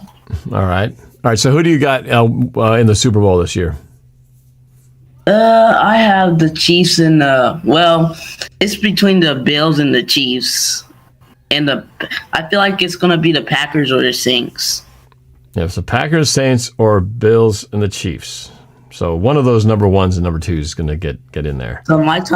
So basically my top one, my favorite one is basically the Packers and the Chiefs. All right, and who would you want to win between those two teams? The Packers, because it's been a long time since went to the Super Bowl. I suppose so, since the Chiefs just won theirs last year. I'm not a big Aaron Rodgers. I mean, I respect him. I don't like to see him win. That's the hard part for me. The Packers are good, and they've been a pain in our butts. So I guess that's why I'm have a less hard time watching the Saints win this game. All right, and how long have you been on my channel, man? What brought you here? It was when the Super Bowl 48 with the Broncos and the Seahawks. Wow, you've been here since that long? Yes. Wow. All right, I appreciate your loyalty and for being on here for such a long time. So thank you. It's greatly appreciated, man. Yeah, I love that. All right. Well, I'm going to continue to get some other callers here during the half, but enjoy the rest of the game. Appreciate it, man. You too. All right. Go Hawks. All right. And there's Anthony D. Say, hey, bud, can I have a turn on Discord later? Yeah, I'll get you in there, man. I see you in there. Hey, we got my buddy Devin. Life ain't the same if I don't get a little word in from Devin. Devin, what's up, man? How you doing? What's up? What's up? Hey, it's weird to be talking with you without a Seahawks game going on, right? I know. It's been crazy. It's been crazy. Yeah. I gotta say, I enjoy the no stress though. Isn't it? This is about as relaxed I'll ever be during a football game. Honestly, it's kind of nice to just be chill. And I just got my power back yesterday. My power's been out for like 4 or 5. Yeah, my power's been out for 4 to 5 days. So. Oh man. Yeah. I'm just getting back into it. So. Holy mackerel, that's terrible. Yeah. I'm glad you're hanging in there. Yeah, it was a pretty bad windstorm we had. If you're not here from Washington, we had a bad windstorm a few days ago.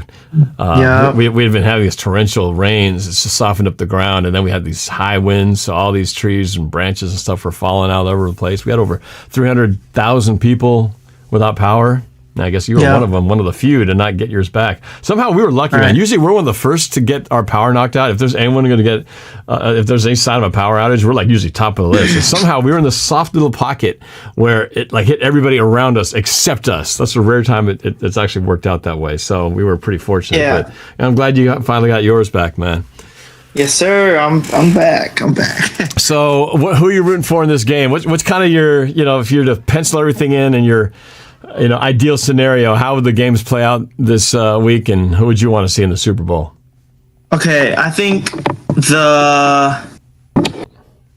I don't want to say the Rams don't have a chance, but I think the Packers will be able to hold on to the lead and keep scoring. Mm-hmm. Because Aaron Rodgers is, he's doing his thing. He's getting protection. He's making the right reads. And, got a good run game too. He's just A-Rod. So I think it's going to be them in the NFC Championship against the Saints. I don't think, because they're in the same division, so I believe the Saints swept the Bucks, right? They've won 2 so far. Yes, they would get the sweep if they win a third time, which is hard to do in your own division. But yeah, so far they're 2-0. And the thing with Brady is he's with his performances, he's hot and cold. One day he could be on fire and throw for 4 touchdowns, and the next he can throw 4 interceptions. So we don't know from Brady and their defense. So it's I think the Saints will get it there, and then I think the Packers. I think the Saints are going to suffer heartbreak again, and it's going to be Packers and Chiefs in the Super Bowl. The 2 number ones going at it. Yeah, that seems to. It's hard to root against that, but you never know. You never know. There could be some shockers in there. And I think the combination of Patrick Mahomes, Travis Kelce, Clyde Edwards-Helaire, Le'Veon Bell, they just have so many weapons. It's just hard to defend against. So. Well, that would be a good game. I mean, you got the 2 guys, arguably 2 strong contenders, in that MVP category going at it. That would be a pretty fun matchup. Can't lie. Yeah, it'd be good to see. We'd have the top 2 MVP candidates. Yep. So can't really go wrong there. So man, what do you think about this the firing of our OC and now looking for a new one? What'd you think about all that drama, man? After I said stay, I thought about it. I was like, maybe it'd be good. And Russ did say he wants input on who's the next offensive coordinator. So far, the only news I've heard is that they've talked to Doug Peterson and Anthony Lynn so far. Yep. And Anthony Lynn, I like his philosophy, and I think Pete does too, because before he was a head coach, he was like a running backs coach and all that. And his emphasis on the run didn't change, so he could be a strong candidate. I think Doug Peterson's going to get a job elsewhere as a head coach, so I think we can hold off on him. So our best bet right now would be Anthony Lynn, but also the whole Charger staff. They have a bunch of candidates for offensive coordinators, so we could be interviewing some more Charger staff members. How concerned were you when you heard that Russell Wilson was interviewed in his presser saying that he did not support the firing of, or nor was he consulted about firing Brian Schottenheimer? Do you find that of any concern to you, or do you and him saying that he wants to be involved just because he says he needs to be involved? It's critical for him to be involved. Doesn't mean he's going to be involved. He didn't say I'm going to be. He says I need to be. That's a different thing. That could be a shot over the mouth saying, "Yo, guys, I'm over here. You better talk to me." That kind of sounds like Deshaun Watson's scenario with the head coach, right? Where he wants to know who he wants to help pick, who he's comfortable with, and who he can trust, which makes sense. But as of Austin's the coordinator, I think Russ just wants to succeed on offense. He just wants to ball out like he did the first couple weeks. It felt good for him to ball out, but then we need to control it. We need to go back to our roots. I believe I'm all about the run now. I feel like, we let Russ cook enough, but then we just need to get back. We need an identity, and we didn't really have that last year. We had a air raid attack the first couple weeks, and then we tried to convert it to a rushing attack again, and it just felt really sloppy, and we didn't have a direct identity, right? So I think, we just need to start off with an identity. Once we get that, I think we'll be good. Russ is I think Russ will be fine. Even if I don't know. I think he just wants to get it going. He just wants the offense to be good. Well, and he's still got a, it's got to be a good combination here because Russ is, in a couple of years, he's going to be up for another contract situation. And I don't know about you, but I still see Russ being the long-term guy here. I know a lot of people after this year, the way that last game was like, trade Russ, blah, blah, blah. I think these people are crazy, like franchise quarterbacks just grow on trees or something.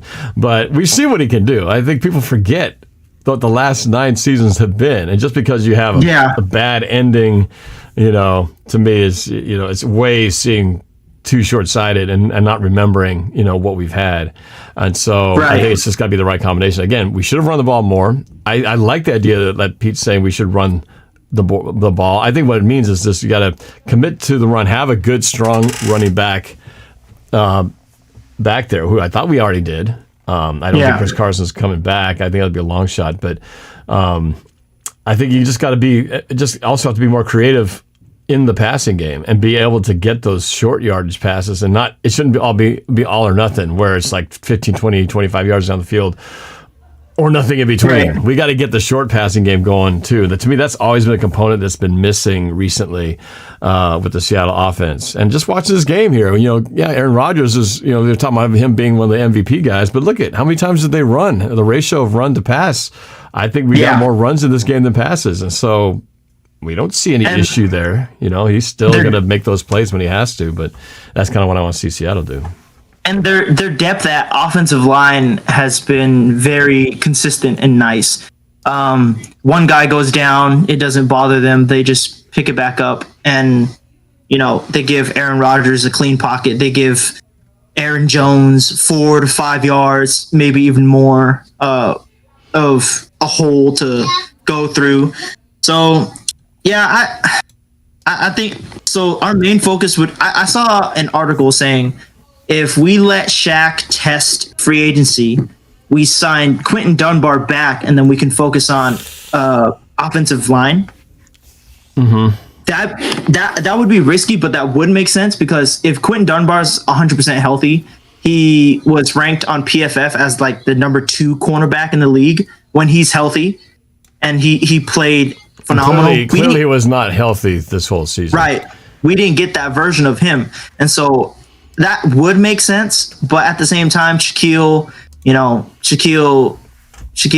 been pretty good, and he deserves his money from where he was drafted. And he's made the Pro Bowl.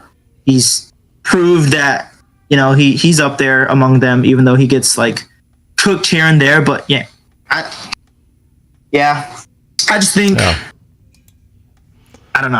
I just want a solid offensive line, and I thought we had it, but then there's some games where when they bring the packages onto us, we don't either pick it up or we don't have that escape route like Rodgers does with Jones.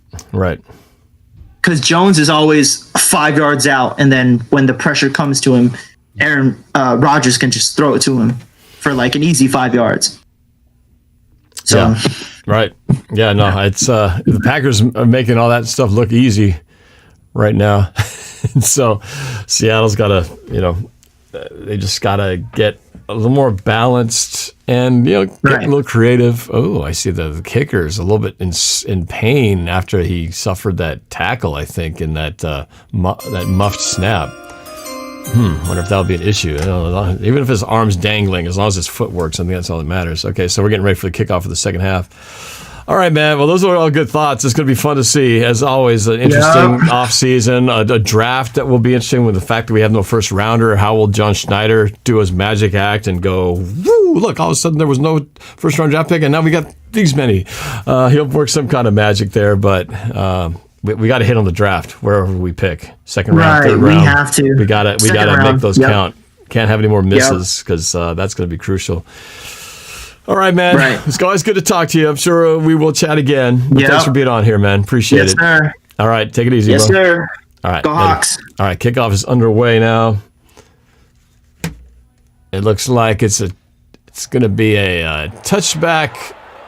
Packers will get the ball, as we said, which makes that field goal they got at the end of the first half very valuable here because they could get another scoring drive and go back to back. That would be very unfortunate for the Rams. Elijah Dominguez Velasco says, "Hey Norb, do you think that Seattle will sign Carson?" I would love to see them sign him for a relatively cheap deal. But I don't know. Right now, the writing's not looking good on the wall as far as his commitment to Seattle. And I just don't like the way they didn't take advantage of him as they best could have. So I'd like to see him back. I just don't think it looks good at this point. Snap. And there's Aaron Jones. Look at him. There he's gone. 40, 50, 40, 40. Still going. 35, 30, 25 to the 20, 15. Out of bounds there. What a run. Holy mackerel. 65 yards or something like that? 60-yard run to start this half. Oh, my goodness. Talking about the run game. Almost on cue, we're talking about running backs, and he just gets in the open field with great blocking up front, and he just was off to the races. They're lucky he didn't score a touchdown on that. Wow. This is why I'm saying Aaron Jones is great. Aaron Rodgers is great, but it helps to have a running game to complement what he does. Because, man, when you have to respect the run like that, it makes the job for Aaron Rodgers a heck of a lot easier. Two receivers to the right, Devontae Adams in the slot. Rodgers takes the snap, looks. Galladay's going to run. No, he's not. He's going to scramble. Oh, throws it out of bounds. Aaron Rodgers, while he's not the kind of guy you think is like the super fast guy, he's really good at being elusive in the pocket. That's what I find really fascinating about the way he plays, is that he's just really good at sensing pressure, and his lines does a pretty good job giving him time. But even when it starts to break down, he evades pressure in the right places to where he can still stay upright and still keep his eye down the field and not kind of get himself in trouble. He's not fast in that regard, but man, he's good. Snap, handoff again, this time to 28. Oh, breaks through to the 10, down to the 6-yard line. It's going to be 3rd down and 1. This is Dylan this time. They got 3 running backs back there who can do damage. You got Williams, you got Jones, and Dylan now. 3 guys. Again, we had a 3 running back committee to take advantage. Wow, Packers are 5 of 6 on 3rd down. Rams are 0-3. That's the difference right now. 3rd down and 2 at the 7-yard line. Rodgers with a trips to the right. Adams to the left. He's going to hand off again, and he's going to get it. Williams to the 4, and that's good for another Packers first down. 19-10, as you can see down there. Someone's asking, do you not show the score? It's right there, 19-10. 13 minutes left in the 3rd quarter. Early action. Not even 2 minutes of this quarter, and he's already 1st and goal.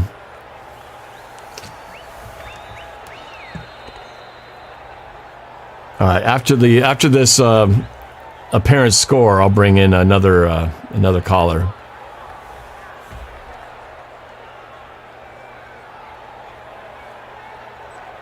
Here we go. 2 receivers right, 1 left. Snap. Hands off again. This time Jones to the 1. 2nd and goal from the 1. Jones almost pushed it in there. Pigeon asks, NorbCam, one question. Aren't you ever tired that our team is always one and done and we're always watching other teams play that actually know how to play good defenses? This is the problem. So this is pretty much a statement that the Seahawks aren't a good team, and this is a pure 12 speaking here. Well, clearly we're not as good as we need to be. I think we have the potential to be that. We've seen the best of our team at different times. Handoff, Jones, touchdown.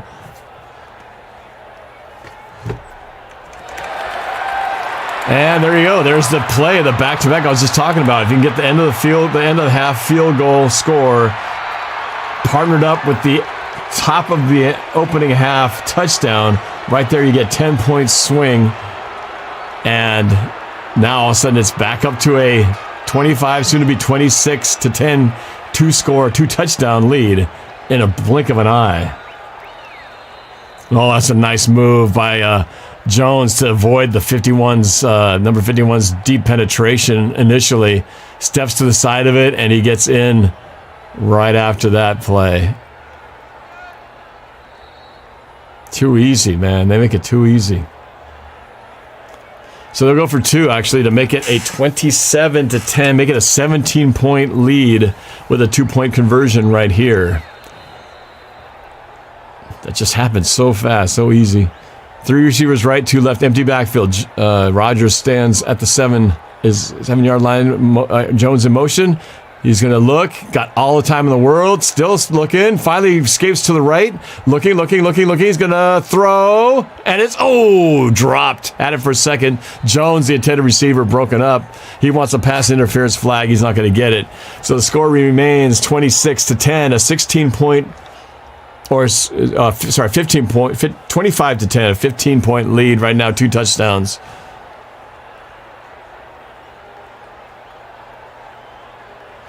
Aaron Jones, that was the Aaron Jones show right there.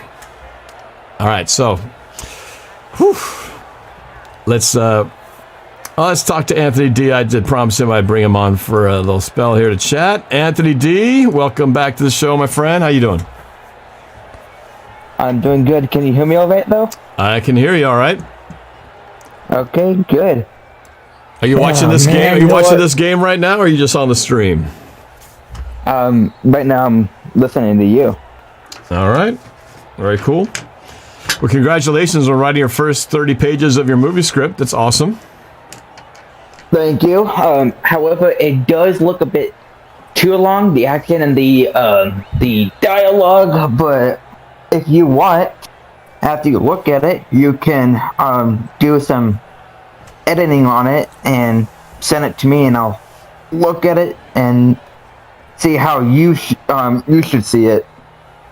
All right, no, I'll definitely give it a pass, and I'll give you whatever notes that I can. So I'm looking forward to seeing what happens in the first 30 minutes of your movie. The first 30 pages should be about 30 minutes, so you're about a third of the way, third to a quarter away of your show. So that's pretty awesome, man. I'm excited to see what happens. And you, and honestly, your wife and your 2 kids are in it. You will see the name of your characters in the email, by the way. All right. This is the first time. There'll be a first ever that somebody has written a script, not written by myself, that involved my family. So I'm nervously excited to see what happens to me and my family in this show. So, and anyways, Mizuki Buffet. As I say, our Mizuki Buffet plans with the Seahawks making the Super Bowl are going to have to wait another time since we did not even get out of the first round. That's a bummer. I was actually driving by there. I was going to take a picture to show you, but my picture didn't quite turn out, just to show you what could have been. At the time, we hadn't lost yet, so I was going to send you a picture of the Mizuki Buffet. Still in business. Their sign's still lit. Unfortunately, wasn't in the cards for us this time, man. But hopefully next year. You never know. There's always next year. So are you still watching football games? Are you going to keep up with the rest of the playoffs, or are you kind of just Seahawks or nothing? Maybe I'll stay, just keep an eye out. But as of right now, I'm still working on my script. I'm actually on page 38 right now. All right, here's the kick, taken to the 15, to the 20, out to the 25, to the 26, and that's where he's taken down by the Green Bay special teams. It'll be first down for the Rams, down 15 points, 25-10.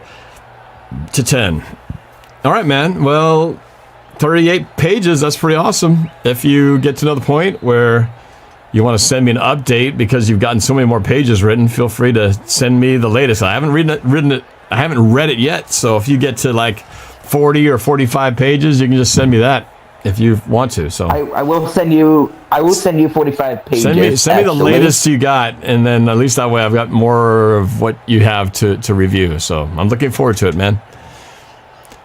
Yeah, I actually love it. It's really, really awesome. However, it does look really too big to me, though. That's why I'm asking for a little help from you. Okay, all right. I'm not sure exactly what that means. We'll find out. So Akers with a 3-yard run off the left side for a 3-yard gain, 2nd and 7.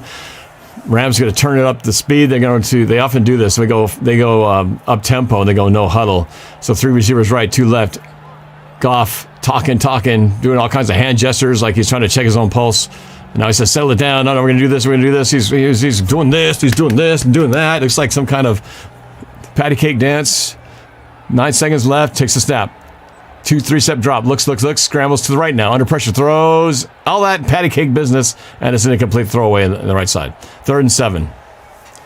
All right, Anthony. Well, good luck, man. I look forward to getting your latest draft. Send that whenever you're ready. And I'll take a look. All right. All right. Good luck, man. I'll keep you updated. Sounds you good. Go Hawks. Good luck. Go Hawks. All right, let's see his next play. 3rd and 7. So far, they have not been good on 3rd down at all. Ooh. 3rd and 7 from the own 30-yard line. 3 receivers right, 1 to the left. And now Akers goes to the slot on the left. Snaps it with 1 second left on the play clock. Looking under pressure, and he goes down at the 21. Couldn't find a man. And that is another failed 3rd down. And long, it's going to be another Packer turnover here. Wow, Rams are just dropping fast. Good coverage downfield.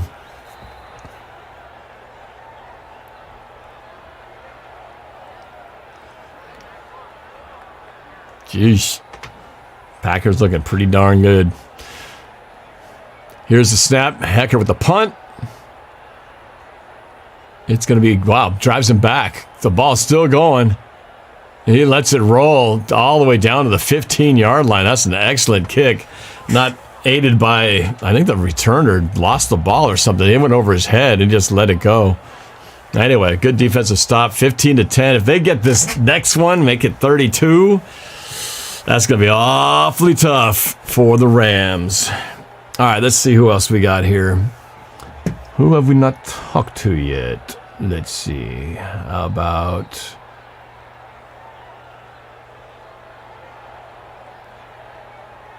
I got to try this 49ers guy one more time. This Leader Empathetic. Leader Empathetic. I tried to call on you last time. You didn't answer. You ready to talk this time? Hello. Hi. Oh, so this is Leader Empathetic is what he goes by. But what's your name and where are you from? I am Sander. I'm from the Netherlands. From the Netherlands? Oh, okay. Welcome to the show. So I got to ask, are you a San Francisco 49er fan? No. Oh. Well, how come you have a 49er helmet logo for your icon? It's a mix between the Niners and Cardinals logo. Oh, interesting. Okay. It's like a joke because they played in Arizona. Oh, gotcha. Okay, so are you a Seahawks fan in actuality then? Yes. Oh, okay. All right. And you're from the Netherlands? Yes. Okay. All right. So repeat your name because I didn't catch it the first time. Sander. Sander? Yes. Sander. Okay. All right. So welcome to the show, first of all, and thank you for calling from all the way across the other side of the planet. So I got to ask first, how long have you been a Seahawks fan? About the wild card last year. Okay. So it's just a little over a year ago that you've been a Seahawks fan. What made you decide to root for the Seahawks of all the teams? Well, I'd been to the area before, and I kind of liked it. Okay, so you've been to Seattle. You've come to Seattle before. Yes. Ah, okay, all right. And have you actually been to a football game? No. No, not yet. Okay, all right. Did you get to see our lovely stadium though, CenturyLink, now Lumen Field in Seattle? Yes. Okay, all right. So that's great. So about a year ago, and how is it that you became aware of my channel? It was, I think, the Jets game this year, and it wasn't being broadcasted here. I found your stream. Okay. Very good. Very good. I appreciate you being on here. So, in this game here, are you able to watch these other games, like the playoff game that's being played right now? Are you able to watch this? Not really. No, so you're just getting updates from my feed. All right. So who do you got? Who are you rooting for now that the Seahawks are out of the playoff hunt? What are the two teams that you're hoping will make it to the Super Bowl? Penalty on the Packers, by the way, on a big run would have been for Williams, but unfortunately 71 Wagner called for a hold, so they'll call that play back. Yeah, so who are you hoping for? I think the Packers are gonna win the NFC and the Bills the AFC. The Bills, so you want to see Packers versus the Bills in the Super Bowl? Yes. Okay, all right. Any particular reason why, or you just feel like those are going to be the two strongest teams? I think the Packers are strong, and I have kind of a weak spot for the Bills. Gotcha. Yeah, the Bills, who've had their own sad... Here's a good throw by Rodgers. Oh, he had a wide open receiver, and he overthrew him. Oh, he wants that throw back. That could have been a touchdown. He had his man beat by like 3 yards. Let's see how he did it. He goes straight out. Oh, does the old double move. The Rams secondary seems to be very susceptible to double moves. I've seen them getting burned a couple times on those double moves play because they're very aggressive and they like to jump on the route. So Seattle, I hope you guys are taking notes. So Roger for the second 17. So how popular is football in the Netherlands? Not that much. Not very much. So how did you get into football? Rogers in trouble. Gotta get rid of it in the end zone. He does. Look at that. And he's still going. First down to the 30-yard line. Oh, is that a horse collar? Lazard. Oh my gosh. I thought it was going to be a safety. And he managed to navigate the pressure with Arnold coming around the side. And he felt the pressure on the inside. And he still just steps to the side, throws it with Ramsey covering Lazard. But he lets him go across the field. And he is able to get the completion going from left to right. Man, makes it look so easy. So easy. If that was us, we'd have been sacked in the end zone. Dang. Crazy. Sorry. How did you get into football? We got a subscription to a sports broadcaster. They happen to broadcast NFL games. Oh, okay. So I got interested in that way. I see. 12-yard run there by number 30, Williams. I'm telling you, man, these guys are they're able to just churn out the yards on the runs here. It's really impressive. Boom, look at that block. Look at that hole. I've seen that hole several times today on the right side. That's what Seattle needs to do, man. So frustrating. All right, 1st and 10 at their own 40-yard line. Remember, this drive started there with 15-yard line plus a penalty. Send it back. Rodgers goes deep. Oh, my God. How do you not catch that ball, Lazard? Off your fingertips, and he had 30, 40 yards of receiving going there if he holds on to that thing. Drop. I know it should have been caught. Let's see how he did this. Another inside move to the outside. Williams was owned. It's just off his fingertips. Oof. So, do you have a favorite player? Any particular players who you're particularly like in the NFL, whether Seahawks or otherwise? I think my favorite 2-yard game would be Tyler Lockett. Tyler Lockett, yep. Best receiver on the Seahawks right now. Make that clear. With all the hype around DK Metcalf, Tyler Lockett is still the best receiver on the Seattle Seahawks. All right, here we go. 3rd and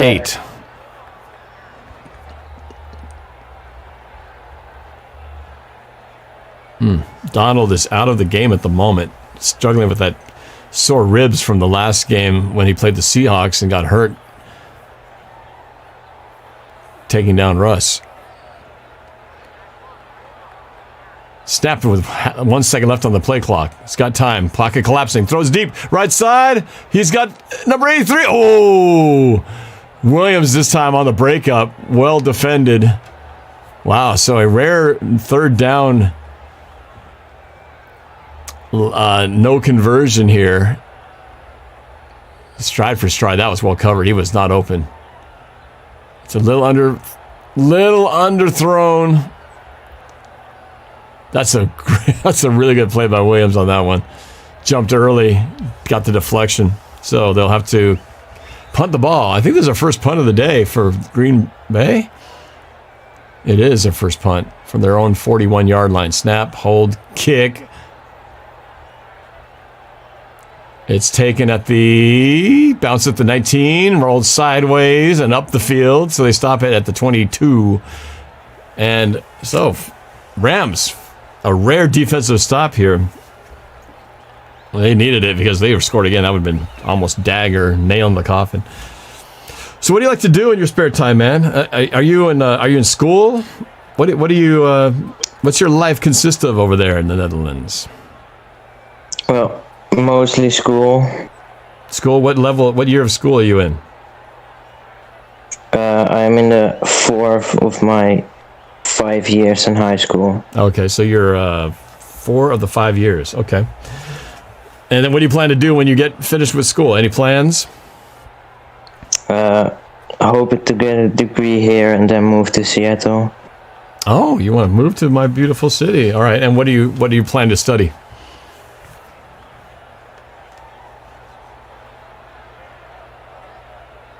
Hello? Hello? What do you plan to study? What's your field of study you're interested in? I think accounting. Accounting. All right. So if you get accountant in Seattle, that is the dream, and then go to some Seahawks games eventually. All right. Yes. Well, it was great talking to you. Thank you for calling. This is the 3rd international call I think I've had. That's pretty great. Pretty cool to see Seahawks fans across the world. All right. Thanks for your time, man. Appreciate it. Enjoy the rest of the weekend, and go Hawks. All right. Let's see. Who else do we want to bring in here? How about Danny McCormick? I don't think we've spoken to Danny. Danny McCormick. Danny McCormick. Calling Danny McCormick. Hello. Hello. Is this Danny? This is. You can hear me? I can hear you just fine. Thank you. Welcome to the show. Where are you from? I'm from Canada. I'm from British Columbia. I've been on here once. It was on YouTube. I just called when you were with Coach Bill. Oh, okay. During the Coach's Corner. All right. All right. From another international caller. Just time for our friends across the north side of the border. So welcome back to the show, man. Are you watching this playoff game right now? Or are you just I'm following watching along? the game. I'm a little behind you because I'm using a different, I'm using DAZN. I don't know if you guys have that in America. No, I'm not familiar with it. Yeah, it's just I'm a student, so it's like $20 a month to watch football games on that app. Gotcha. All right. Well, apparently I'm behind everybody else. Everybody else is ahead of me, and then I'm behind, and you're behind me. So that's all right. So far in this game, not much suspense in this one. But so you are a Seahawks fan, are you not? Oh, I'm a huge Seahawks fan, absolutely. All right. And how long have you been a fan of the Seahawks?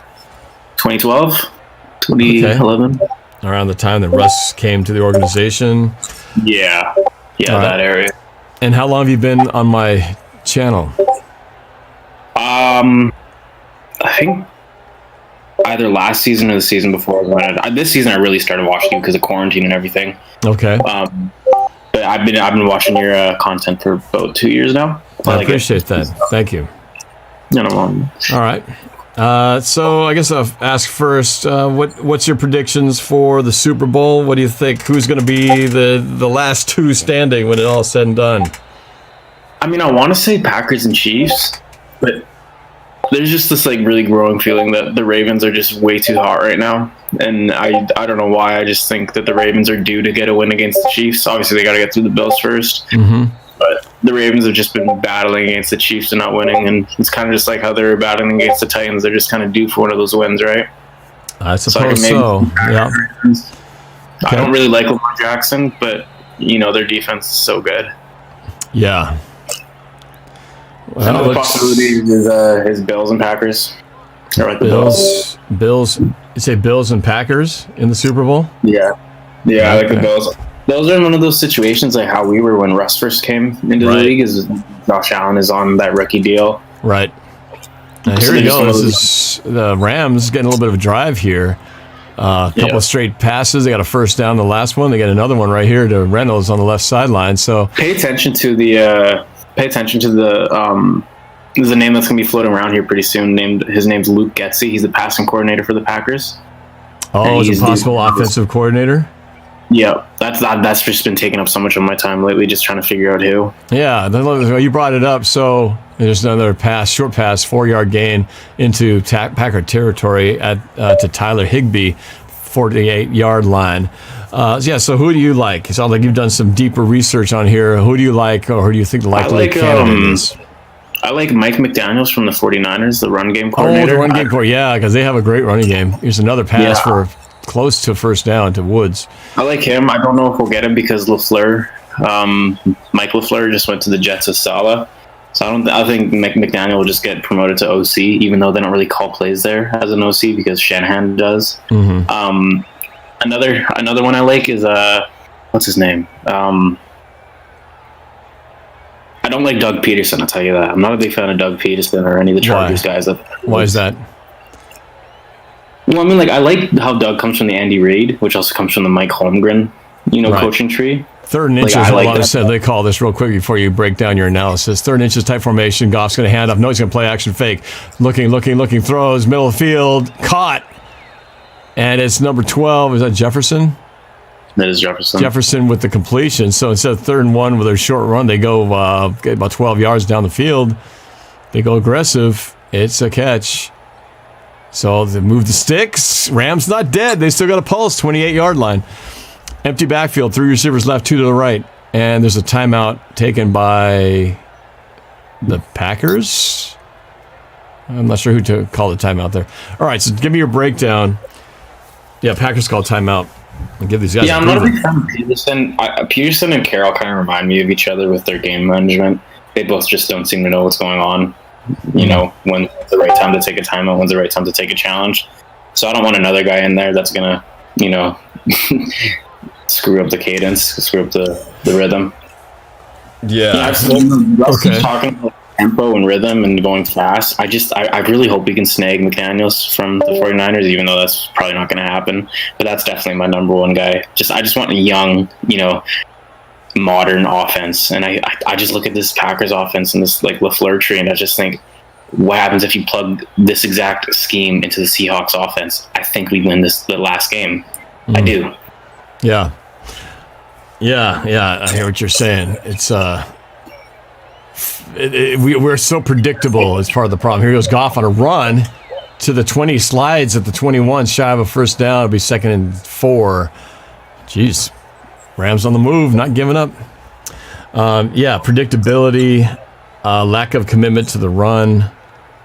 No short passing game. There's so many things that to be desired on the offensive side.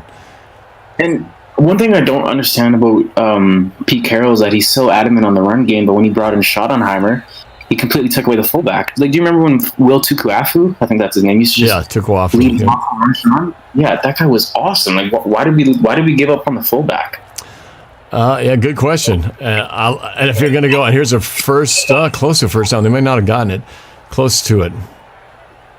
Maybe it is a first down. I think if you are going to go full commitment to the run, then you gotta have a fullback. You gotta have a fullback. That's why I think if we can commit to it. If we can somehow get McDaniels in, maybe we could still use Trek from the Niners, which is something that the Niners fans obviously don't want to hear. But right. Yeah. I think you gotta let KJ go.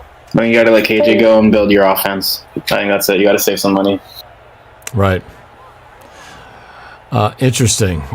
Yeah. So, the search continues. When do you think they'll make an announcement? In a 1-yard game by the Rams, by the way, to Akers up the middle. What do you think? I think they're watching this game. I think they're watching this game really close, and I think we'll see some interviews coming up here pretty soon. I just don't see John Schneider looking at this game of his former team, just thinking wow, this really could be us. I just think John Schneider is just getting fed up with this old style, modern 1980s offense that we just continue to run. We don't have the O-line to run how we used to run, Yeah. When you pay your quarterback $35 million and the Packers are paying Aaron Rodgers $21 million, there's going to be a difference in the O-line, right? Corey Linsley, that'd be nice to go get. That'd be beautiful. Yeah. Someone like Sheriff or Thuney, go get him. Make Russell feel confident in the pocket again. That's the thing. Right. The last 8 games, you just looked at Russ and he just looks so uncomfortable. Yeah, he looks so scared back there. Just, here you see Rodgers just standing tall, looking. Russ is just ducking, and he's feeling ghosts, I'm so jealous of the him. Packers offense. I'll tell you, my best friend is a Packers fan, diehard, and I cannot stand watching games with him. Just because of how nonchalant he is, and when I'm watching a Seahawks game, my heart is beating through my chest, Right. and I'm standing up. I'm so jealous. I know, they make it so easy. But yeah, that's hopefully that's something getting turned around, because I think we have the pieces. We have so many of the pieces in. It's just we're lacking the overall. It's like we have the ingredients. We need the chef to put it together. There's another first down run by Akers. It's going to be a first and goal. Do you think Pete Carroll? Do you think his time should be done here in Seattle? Are you ready to sell past that? I've been doing a lot of thinking about it, because a lot of the same complaints we've had go beyond Schottenheimer. It's not just the Schottenheimer thing, because even with Darrell Bevell, we were saying a lot of the same things that we had issues with. And so it's hard to know whether, have we just not had the right coordinator, or has it been the issue that it is ultimately comes down to, well, here's a Wildcat run to Akers for the touchdown. So making a game of it, 25-16. That is interesting. Wow, so it's they're not quitting here, man. It's still anybody's game. They'll probably go for. Well, will they go for 2? I don't know. If they go for 2 or go for 1. Either way, you'll need a touchdown. But interesting. Rams put more of a fight than I thought. I thought the Rams were going to be out of this game, and they're still continuing to fight, making it work. But yeah, I'm starting to think. Could it be that it's all starts with Pete Carroll? Because ultimately, it's his team. It's his. It's his scheme and plans that puts everything together, and he has the ultimate say. So, and that's where I think John Schneider. I think his contract was longer than Pete Carroll's new contract. I think they're starting to give some more of the juice, more of the keys. 2-point conversion. It's just look at that little razzle dazzle. They went for 2. They threw what looked like a bubble screen, but instead of the receiver taking it and running it, he pitched it back like the old what do you call it, hook and ladder. And then he just pitched it out to Akers, who took it around the end, and they got the 2-point conversion. So it's a 7-point game. Beautiful. Wow. Rams put up a big fight here. Can you imagine if Seattle pulled that? There's everybody would be screaming. Yeah, there'd be no way. Pete Carroll will not ever do that. And that's some things when you. But you got to admit, though, when we had Darrell Bevell, we did have a few trick plays in there that we haven't seen a trick play in 4 or 5 years, right? But remember, we used to do the flea flicker. We used to do the flea flicker where they'd hand off to the running back. It was usually Lynch doing it. And Lynch would throw back to Russell, and Russell would throw to the deep receiver. When Bevell got fired, I think that was, a scapegoat. I don't know if this is much of a scapegoat, but I mean, I'm seriously just so done with Pete Carroll. I don't know who to hire. That's what my next question for you is who would you want as your next head coach? I know it's hard to think about now because there's no way it's ever going to happen, at least in the next 3 or 4 years. I know. I have not thought about that. If you had a single guy out there that you're I want him to be the head coach of my team, who is it? I don't know. I've not entertained that question. I certainly stopped entertaining it when I saw that Pete Carroll got the extension. I hadn't thought about it much. I hadn't thought about it much, and when we got the extension, I was feeling pretty good about it. Of course, at the time it happened, we were still, pretty good position. I think this was right before it came out. Remember, it came on a bad day because we had a bad loss that day, and then we got the extension. Yeah, it was the Bills game. It was the Bills game. Was it the Bills game? Okay, so but we were still in pretty good shape. We figured we were going to be in the playoffs. I think we all still had high hopes on things, but. Yeah, for the first time in a while, it's been made as I've looked back to really analyze what has been going wrong. What is really ultimately the problem with the team? There is some lack of cohesiveness, but the team we just never quite had the balance going for it. We had Seattle with the problems in the beginning with the defense.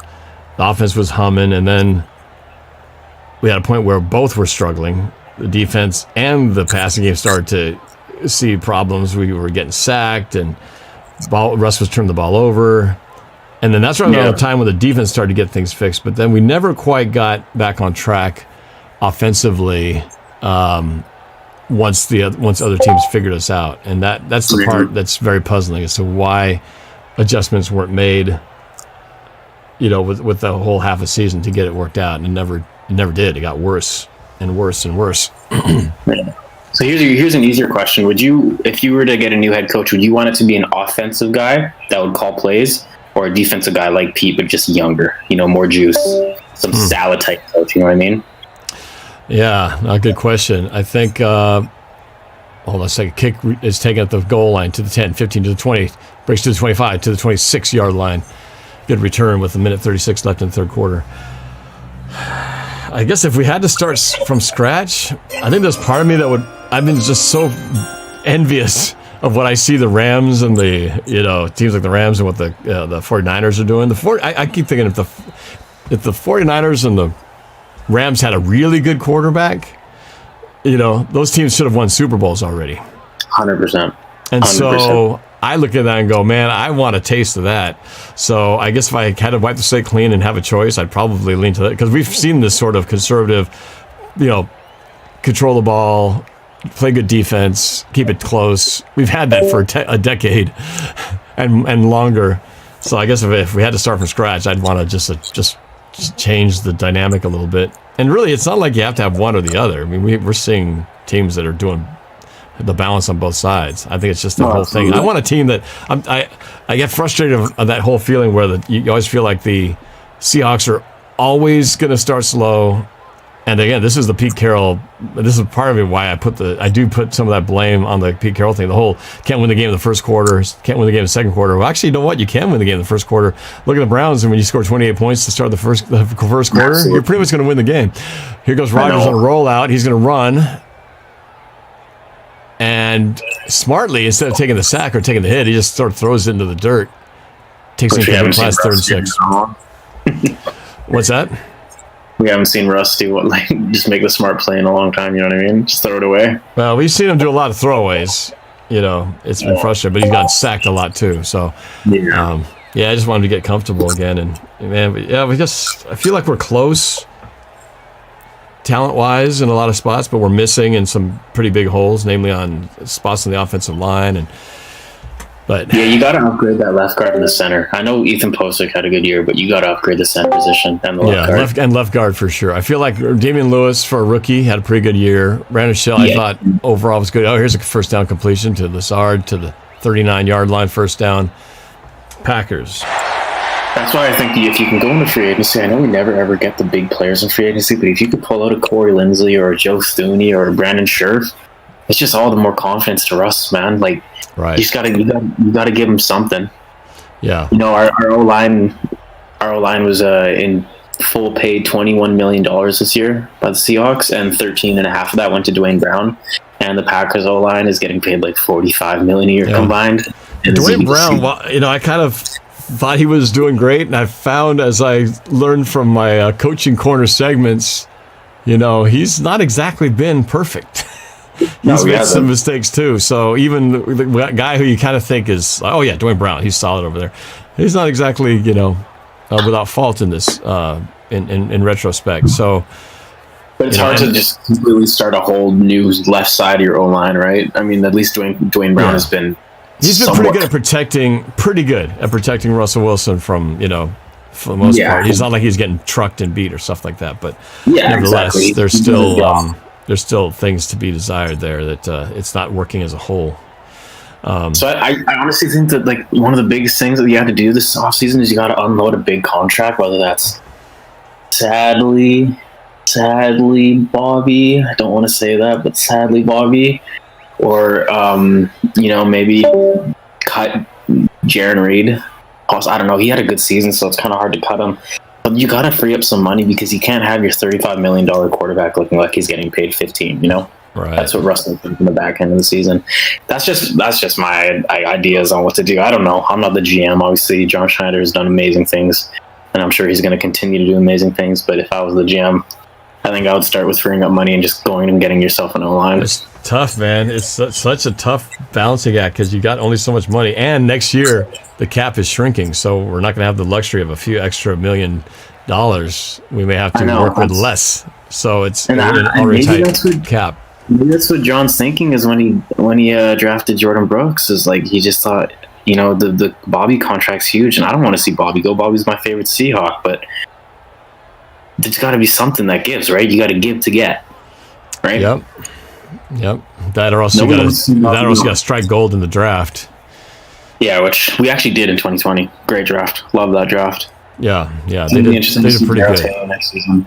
Yeah. The fact that their first pick was good. Jordan Brooks, panned out. Yeah, we had a lot of good guys. The only one, I would only say, not really a miss, but the fact that he didn't get to play a second-round guy, Darrell Taylor, not even taking a snap the entire year. Yeah. I mean, to have a second-round pick, not even see the field. Now if he becomes this great guy next year that's like, oh, my God, this guy just tearing it up, well, then maybe I'll prove everybody, wrong. But it kind of sucks when you have a second-round pick not be able to take the field. Yeah, another thing is a lot of people blamed John Schneider for the former drafts of the Rashad Penny pick and the LJ pick, but honestly, how much of that do you think was Pete Carroll? we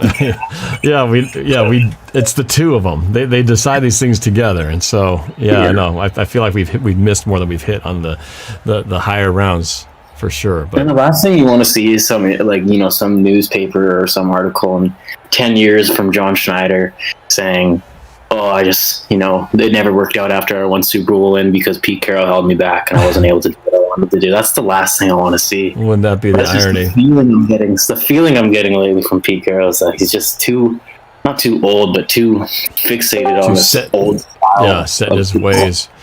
All right, we're starting the fourth quarter here. All right, man, I'm going to try to get some other names on here, but I had a great chat, man. Good research, good points that are made as the Davante Adams gets a first down on a 2nd and 3.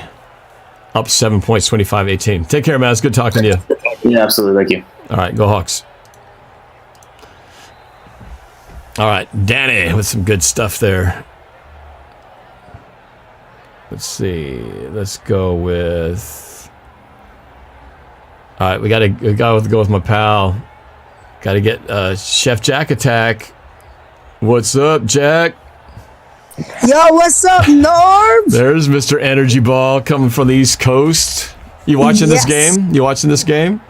Yes, I am. Right. Not currently, but I was watching the first half, and now I'm calling you. So let's go. So what's your picks for divisional weekend, man? Who do you think moves on to the championship games next weekend?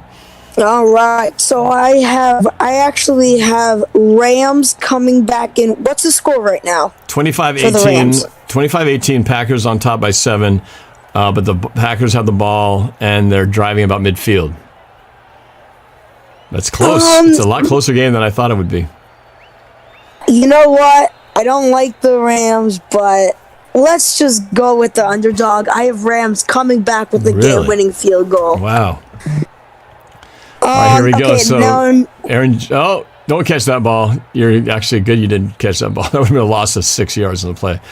All right. Who do you have in the Saints versus Buccaneers? I got the Saints. Me too. I have the Saints. I think Drew Brees is just going to win. I think he's just going to win. I know Tom Brady is playing better than Drew Brees, and Tom Brady's having another great season. Yeah. Oh, Tom Brady's the best. Here we go. Hold on a second. We got a crucial game. Just to play the game so far. 3rd and 7. Packers at the Rams' 47-yard line. 3rd and 7. Up by 7. Rodgers takes the snap. He's flushed out of the pocket. Rolls right. Still rolling. Throws out of bounds, and the Rams will get the stop. They are going to have to kick it. The Rams with an opportunity to tie this ball game with 13-26. Hasn't happened yet, but we'll see, man. Their offense has been coming around as of late. Good coverage downfield. Yeah. After all the talking about how good this offense is, they did not get it done just there. All right, so you were saying you see the Saints over the Bucks. What about on the AFC? You said Rams over the Packers here. Saints. You got Browns and Saints. I have Browns over Saints. I know that's a little weird, but the Kansas City Chiefs have not been a great team in December. They're a rusty team. I'm sorry, they are. And I have the Browns, and I know the Chiefs are favored by a lot, but the Browns won 11 games. They're not a bad team. I know on roster, the Chiefs are the best team in football, but guess what? I don't know. They haven't been playing great in December. They're winning great, but that doesn't mean they're playing great if they're just winning. So I have the Browns winning over the Chiefs, and then I have Bills versus Ravens. I'm taking Bills by a close game. All right, yeah, I'm taking the Bills as well. Yep. Who are you taking, Chiefs or Browns? Who are you taking? I got to go with the Chiefs in a close game. Close game. Me too. I think it's going to be close. I think it's going to be close. But ultimately, I have Bills. I don't know. I think the Bills are just going to... The Bills are great. Bills are great. Bills are really good. You know, Josh Allen's really playing exceptionally well there, quarterback. He is a great quarterback, but the Saints are also a great team. I think they're going to beat Tampa Bay, but can they win the Super Bowl? I think they can, Norb. I mean, the Saints are a pretty damn good team. If I were to see a team, that I think has a chance to make it, I think the two teams, one of the AFC or the NFC, out of the NFC, it would be the Saints. I think it'd be Drew Brees to win one more before he retires. I'm okay with that. He's been one of the greatest. Good send-off. And I like him. He's one of those quarterbacks that doesn't annoy me like some of the other ones around town. He's such a nice guy. Nice guy. Works for his community and all that stuff. So we beat him a lot, so it's okay. Like, I don't have that, but against him. He's beat us a lot too. But we've beaten him. We've beaten them in more of their times that they come up to our house. Then just like the Packers. when we go to Lambeau, bad news. When they come up here, we usually spank them. Oh yeah, if we went to oh my god, yeah. The other side, if there's going to be an AFC team, I would be okay with the Bills, given their Super Bowl failures. They're living in the shadow of the Patriots all these years, and then for their fans. I would be all right with that. I don't need Kansas City's. Bills. They're going to have plenty of opportunities to win plenty of Super Bowls. I don't need to see them go back to back. Well, my mom is from upstate New York, Buffalo, and the kicker on the Bills' name is Bass. His last name is Bass. Yeah. That's my mom's last name. Oh, my mom's she's last going name for Bass. She's going Bills. She only knows the quarterback and the kicker, but she's still rooting for the Bills. Maybe she's related and doesn't know it. Maybe. You never know.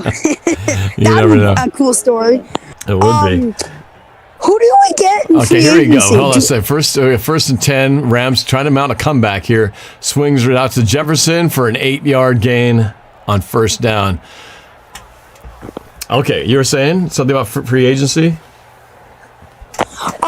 Who do you think should we go after anyone in free agency? Maybe make a trade or two, or not for off season, or should we get somebody in free agency? Oh man, that's a good question. I feel like if I were to go, and there's a first down pass for 5 to Woods on the left side, first down Rams. I feel like if there's a free agency move to be made, it would be for the offensive line. I'd like to see them get somebody at guard or center. Last caller kind of nailed it. Danny from Canada, I think had it right as far as his research about where we need to invest. I'd like to see some, a solid free agent there, at least one that can give Russ some confidence. We need offensive line and coaching. And offensive linemen, they don't normally grow out of college ready to go in the NFL. It sometimes takes them a while. Here's Akers. With a stiff arm, 4 yards on the Wildcat on the left side. Well, Norb, I'm saying we need coaching. So we fired our offensive coordinator. Who's our defensive coordinator? What's his name again? Ken Norton Jr.? Yes. Cam Akers with a monster stiff arm, by the way. To get 4 yards here. Here's the second and 6. He beat us last week. He destroyed us. 150 yards of rushing. Yeah, I mean, see, that's unacceptable. That's unacceptable. That's not always the player's fault. People are looking at every player. That's mostly coaching. Well, not mostly. 50% of it is coaching. Another pass for a first down to Jefferson for a 14-yard gain. Or about 10-yard gain.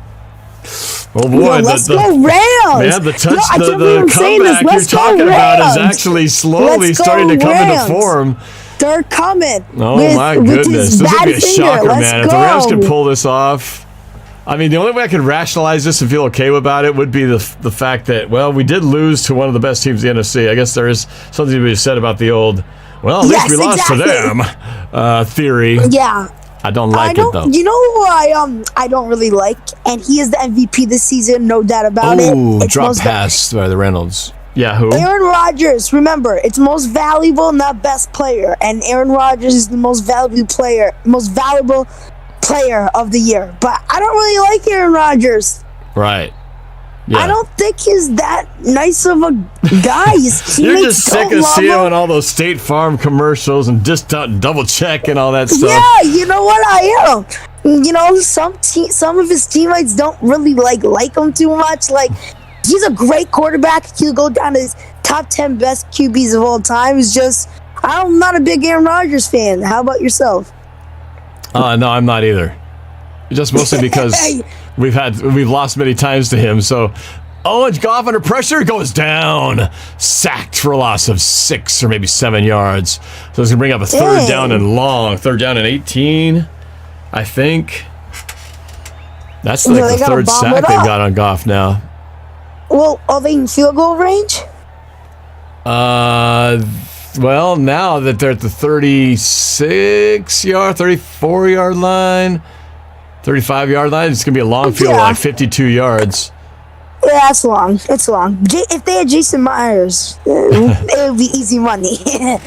I kicked a 49-yard field goal in Madden yesterday. That was one of my best I think kicks my I've longest made. is like 54 for like field goals. Imagine. I mean, considering I missed 2 extra points yesterday, I mean, that was pretty good for me. I saw in I think it was like your live stream earlier today. You you're doing like this thing, and you said that you're gonna play against other people or something. Eventually, yep. Once the season's over and we're kind of officially into the off season, I'm gonna step up the Madden game and start playing people head to head online. Oh yeah, I'll be there. Norb. I'll be there.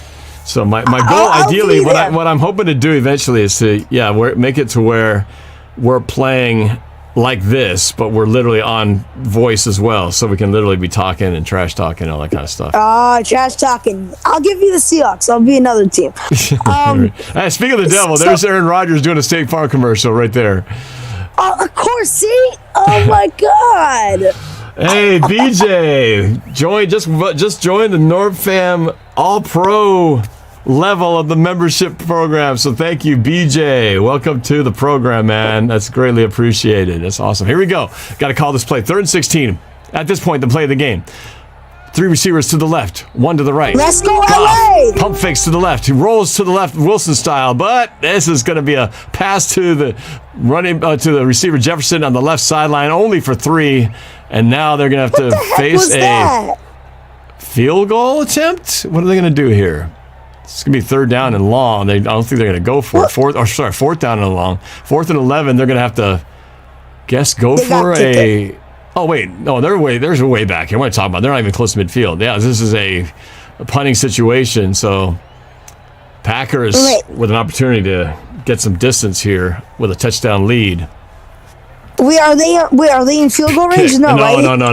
They're on the wrong side of the 50. Fair catch at the 27 taken. So Packers in the driver's seat now with a 7-point lead, looking to add on, make it a 2-score game. Yo, no. No. I want the Saints to verse the LA, and I want Saints to crush them. That's what I want. How do you like our chances next year for the Seahawks? Like, who do we go after for like offensive coordinator? Oh man, I like some of these ideas that the names have been publicized as Anthony Lynn and Doug Peterson, but again that call from Danny over in Canada definitely had me thinking about some of those the less known guys like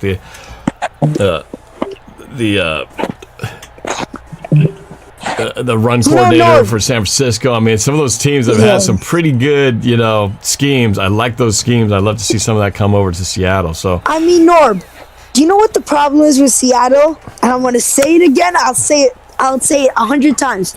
It is coaching, because when Russell Wilson is playing, okay, he has not been able to be himself. They don't run the ball as much. I know he's getting a little bit older and slower. Not able to run the ball as much. The throwing is not so great. I'm sorry. Bad play calling. Yeah, I agree. For the first half of the game, every game he plays in, like the Patrick Mahomes or the Lamar Jackson or even the Tom Brady's, Aaron Rodgers, their coaching staff is always like, just be you and do something magic, just do something great. Just be you, be you. Not for Russell Wilson, though. For the first half of every game, they're always down. They're always losing, and sometimes it's by a lot. So then Pete Carroll's got to look to his main man, Russ, and say, you need to do something magical. And then you have to be yourself. But Russell Wilson should be himself the entire game. That is coaching. He is not the coaching. He does not make the plays. He did not call the plays. That is coaching. That is coaching. Look at any really great all-star QB. Every one of their coaches is just like, be yourself and just play like yourself. Do great. You're an all-star for a reason. Not Russell Wilson. What happened with the scrambling? I thought he's considered a scrambler. Not anymore. He's slower because he's not scrambling as much. He's not used to it.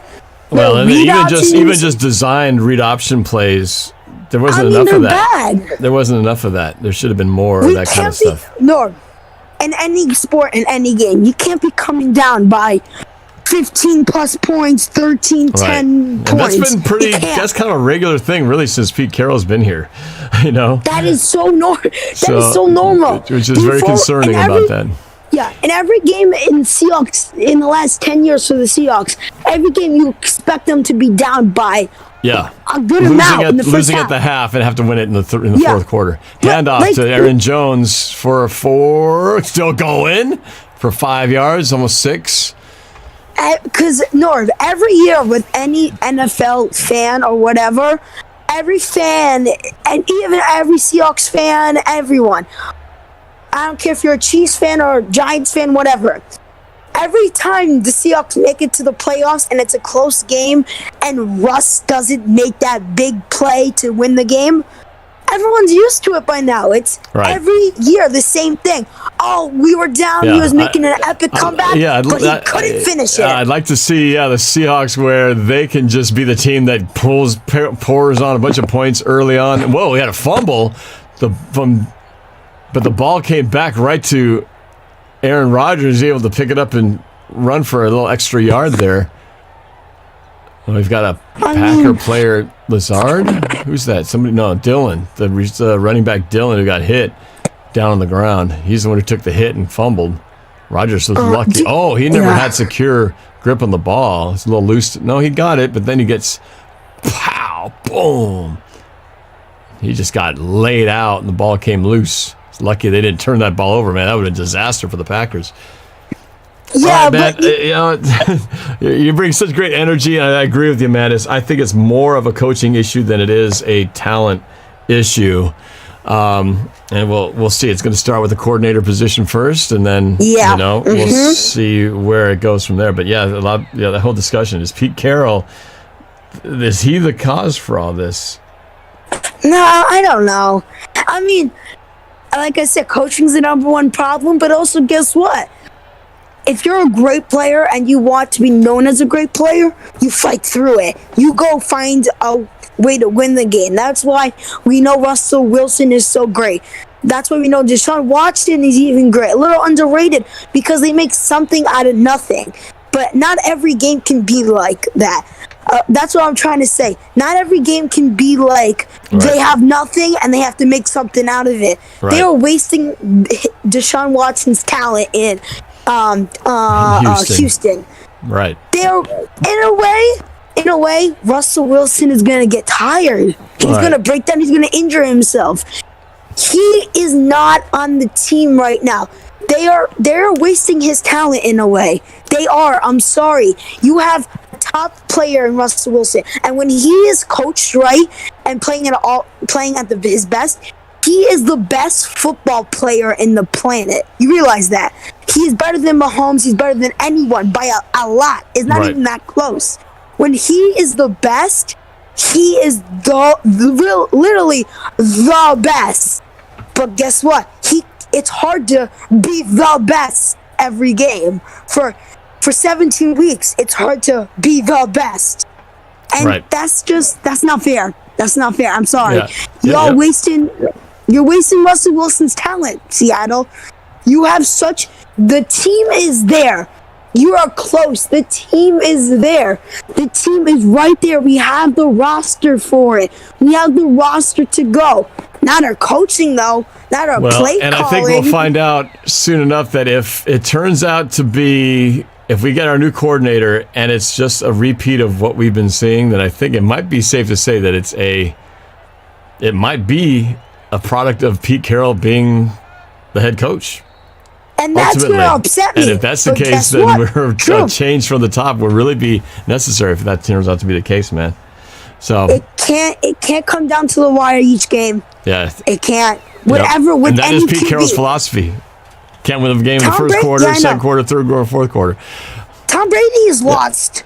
He's lost. Tom Brady. Well, here we go. Hold on a second. We got a 3rd and 3 crucial play right here at their own 34-yard line. If they convert here, it's going to be a huge benefit. Packers swing it out. He's gonna get it. He almost didn't get it, but Valdez Scantling at the last second dove across the first down marker when he looked like he might have been taken down behind the line of scrimmage. So with 8:13 left, he manages to dive across and get the first down with an extended arm. Wow, good effort play by the receiver when he really didn't have it. That play looked like it was doomed to fail. Yeah. So 8 minutes left. Yeah, I mean, look at Tom Brady. He has lost so much in his life. I mean, not in his life, but I mean his career, not his life, really. In his career, he has lost a lot. He's won a lot, that's for sure, but he's lost a lot of games. Yeah. In clutch games. The helmet catch 5 yards. to losing twice to the Giants, because guess what? He got tired. He's a warrior. I hate him or love him, but he got tired. You can't put a team on your back for so long. And the Patriots team was great, but again, we can't believe in it. You can't believe in it to Tom Brady to make that epic comeback down by 25 points each game. That's just not how it works. Yep. So that's kind of the thing with Russell Wilson. That is true. Yeah, you can't expect him to be a hero every time.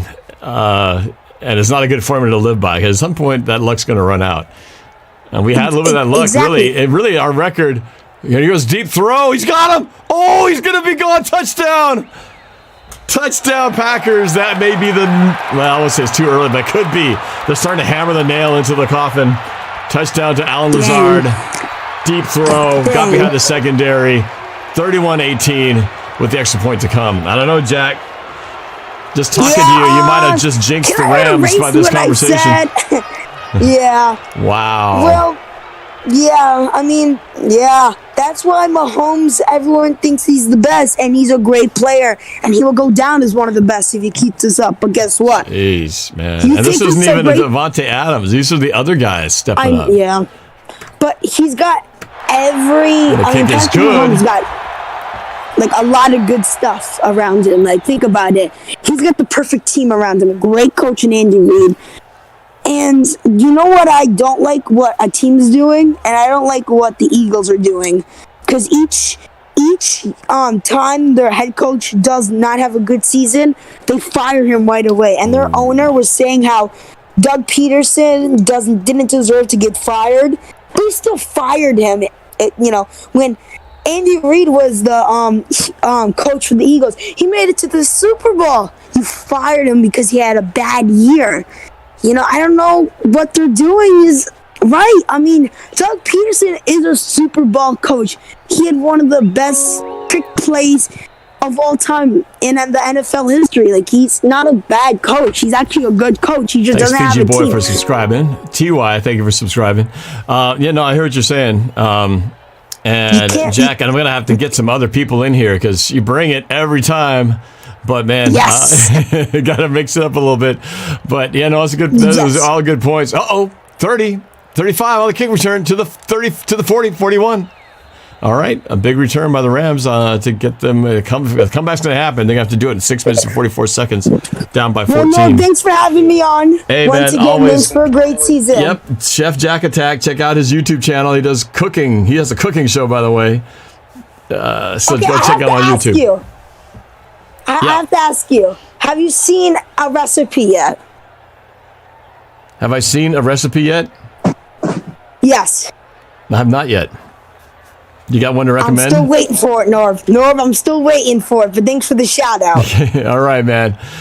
Thanks for a great season. You're the man. All right, man. Jack, we'll talk soon, I'm sure. You guys are all the guys. Be safe during this time. All right, you too, Bye-bye. man. Later. Bye. Jack, an undeniable force.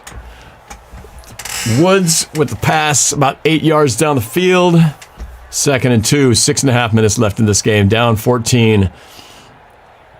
I think this is going to be hard pressed. They have to score real fast here. Goff's going to throw. Oh, no, it was dropped. It was intercepted, but dropped by Barnes in a diving attempt.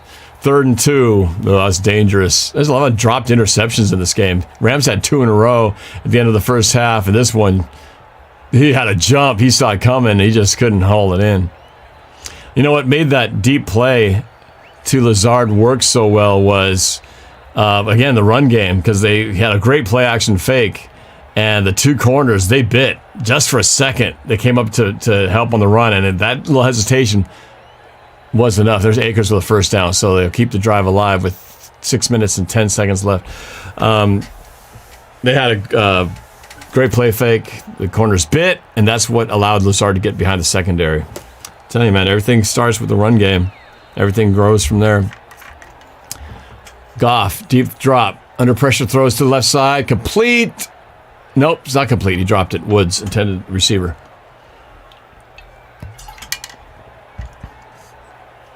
The clock stops with 5:53 left, as you can see right there.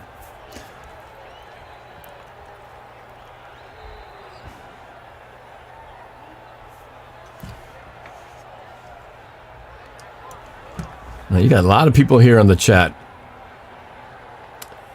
I'm going to bring BJ in. If this is the same BJ that just subscribed, I'll bring BJ in here. Hey, BJ, is this BJ who joined the NORBFAM? Yeah. Hey, thank you for doing that. Oh, bubble screen to Woods, and that goes nowhere. Loss of a yard or 2. 3rd down and long coming up here. Well, my thanks to you for joining NORBFAM as an all-pro. Appreciate it. Thanks for the support. No problem. I always wanted to do that. Oh, thank you. 3rd and 14. It looks here like unless a miracle and a half were to happen, it looks like the Packers are going to win this game as I originally expected. 32-18. Packers just look too strong, too good on offense, and now their defense stepping up here. 3, 2, 1, snap. Goff, pocket collapses, ball's tapped in the air, incomplete. So now 4th and 14. Is this 4-down territory? It almost feels like it is. That's tough, though. 4th and 14 for any team to overcome. Right now, Packers on fire. Ball knocked down to the line of scrimmage with a big heavy paw. Number 91 Smith, bam! Boink! And here we go. Desperation, having to go for it. 4th and 14. This is the game. 5:04 left. Ball at the 50. Goff with 3 receivers left, 1 to the right. Single setback. Takes the snap. They rush 4. He's under pressure, steps up. He's going down. And that pretty much so does their playoff hopes. Goff, the pocket collapsed. He stepped up, and they sandwiched him. Ball turns over to the Packers in Rams territory. And that, my friends, is going to be pretty much curtains unless they get their own turnover here. The Rams are going to be cooked and done. deep penetration by number 55, and then it was number 52, Gary, comes up to clean up the mess, and a mess is what it is. They had a good run there, put up a good fight, but it was not enough. 55 with a nice swim move to get through.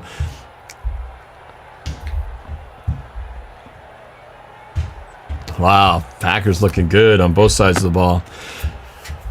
So, BJ, who did you have winning? Were you a Rams fan in this game, or were you a Packers fan? Nah, I'm a Packers fan. I love Aaron Rodgers. Oh, you do? You are a Packers fan, but you're a Seahawks fan too, though? Yeah, I'm a Seahawks fan. You're a Seahawks fan, but I like Rodgers. Well, he's good. He's good. He's playing better. And there's a run off the left side to Aaron Jones, stuffed for no gain.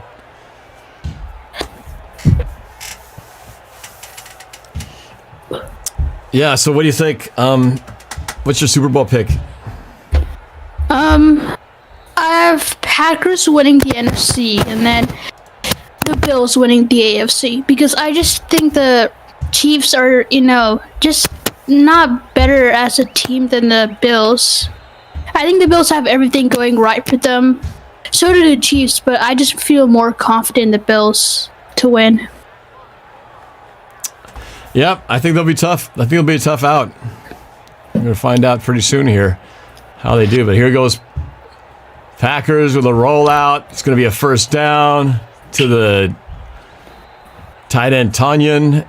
And that's just going to be your nails a little bit further into the coffin as we get inside of 4 minutes with a 2-touchdown lead. Packers in the driver's seat.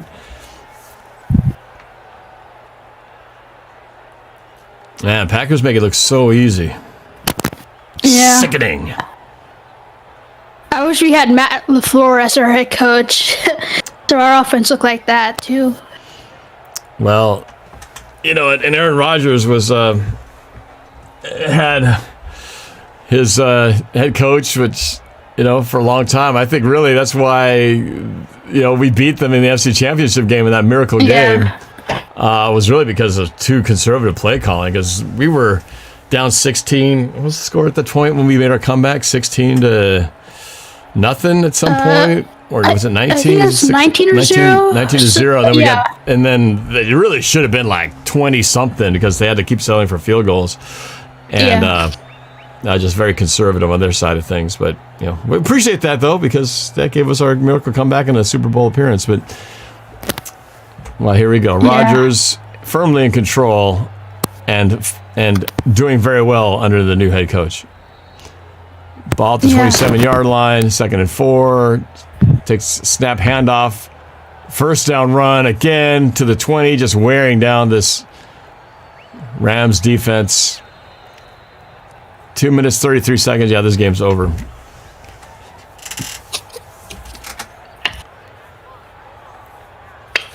Well, I didn't give Rams much of a chance. They I just think their offense isn't just as good at this. Yeah. I think it's just really their offense. If they had an Aaron Rodgers type of guy, they probably could have won this game pretty easily. Yeah.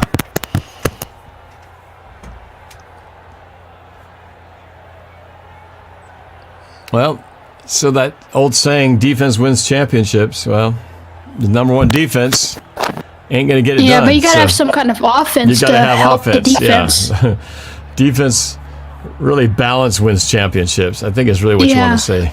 You got to have a little bit of both. You got to have a little bit of pass. You got to have a little bit of run. You got to have a little bit of offense. You got to have a little bit of defense. You can't be all one-sided. And that Rams team will be an example of that. Yeah, so one of the best defenses this year, and just bad offense. I hate to say it, even if Seattle had beaten the Rams, if this was the Packers team, we were going to play it in a screen pass here to Davante Adams for 9 yards. If we were to come in here looking the way we were looking, I don't think we would have played. I don't think we would have fared much better. I mean, it would have been a pretty ugly loss too. So clearly, we need to get on that next level. It's so funny how the Packers, they beat us barely last year, and then they got just killed by the 49ers last year. I remember the 49ers were just running the ball all over the place. Yeah, it was just their run defense that was so terrible against the Niners. You saw in early in the season when they played. They But definitely made improvements this year because yeah, and they were running the ball against the Rams, which I wish Seattle had done. Running game is such a big part of it. Can't say how important, vital that aspect is to. yeah. Every this. great offense you see has some kind of run game that's consistent.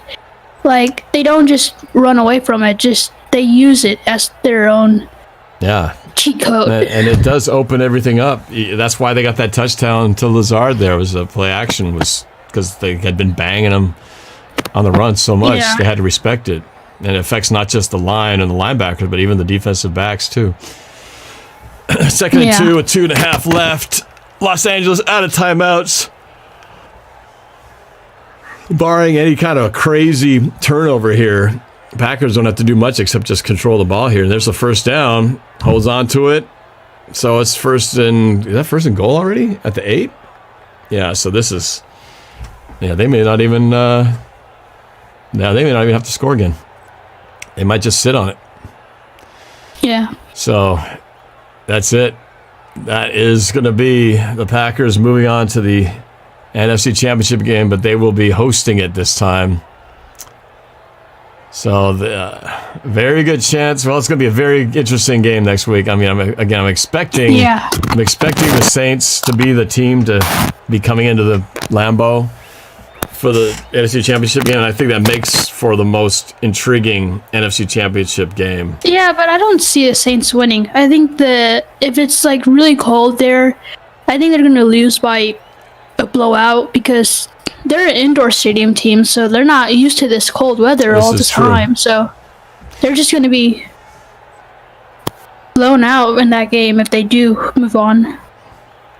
Yeah, maybe, but they do have Alvin Kamara and a pretty good run game, and they got a good defense, and that travels well. So it's not quite, that stuff is weather independent, but it can make a huge factor in the game. Yeah, I mean, offensively, Aaron Rodgers is going to have a significant advantage over Drew Brees, I think, in terms of playing in these elements. It's definitely they enjoy this type of weather, and it's definitely their thing. So, yeah, we'll see. Yeah. Hey, Norb, do you think that Dwayne Brown is going to retire this year or next year? Because, he's getting there in age, and he's not the greatest tackle, but he's like the best offensive lineman we have. And, if he does retire this year, we have no one to replace him. And that's going to be kind of terrifying because, you have already a struggling offensive line, and then you just add that to the equation. Just doesn't even help our offense at all. That's a good point. It's like you said, he's not that great, but he's the best one that we got. So that kind of speaks to the entire offensive line that we have. We definitely need some more solid in a few years, dudes Damian in there. Lewis is going to become a really good guard, but right now he's just a rookie. Yeah, doesn't know any better. Yeah. More years of experience, he could be solid. So yeah, I don't know, man. I haven't heard anything about Dwayne Brown talk about retiring, but I mean, I think we still got him under contract for another year. I think he's still here for at least one more year. Yeah, I'm going to think he's going to be here for next year at least, but after next year, I'm unsure about that. Yeah, I know, we'll see. Well, hey, man, I'm going to mix it up a little bit here, but thanks for calling in here. Again, appreciate you joining the NORB-FAM. That was awesome. No problem. Thank you. Bye. All right, go Hawks. Somebody asked me if I'm going to do the next game. I'm going to actually take a break. Got to do some family time and some other things, so I will not be streaming the next game. I'll keep an eye on the game, but I'm not going to do I'm going to stream tomorrow night's game. As I got some other things going on during the day, but I'm going to do that tomorrow night's game's simulation on Madden tomorrow morning before the first game of the game on Sunday. So yep, Packers take a knee. This game's pretty much over.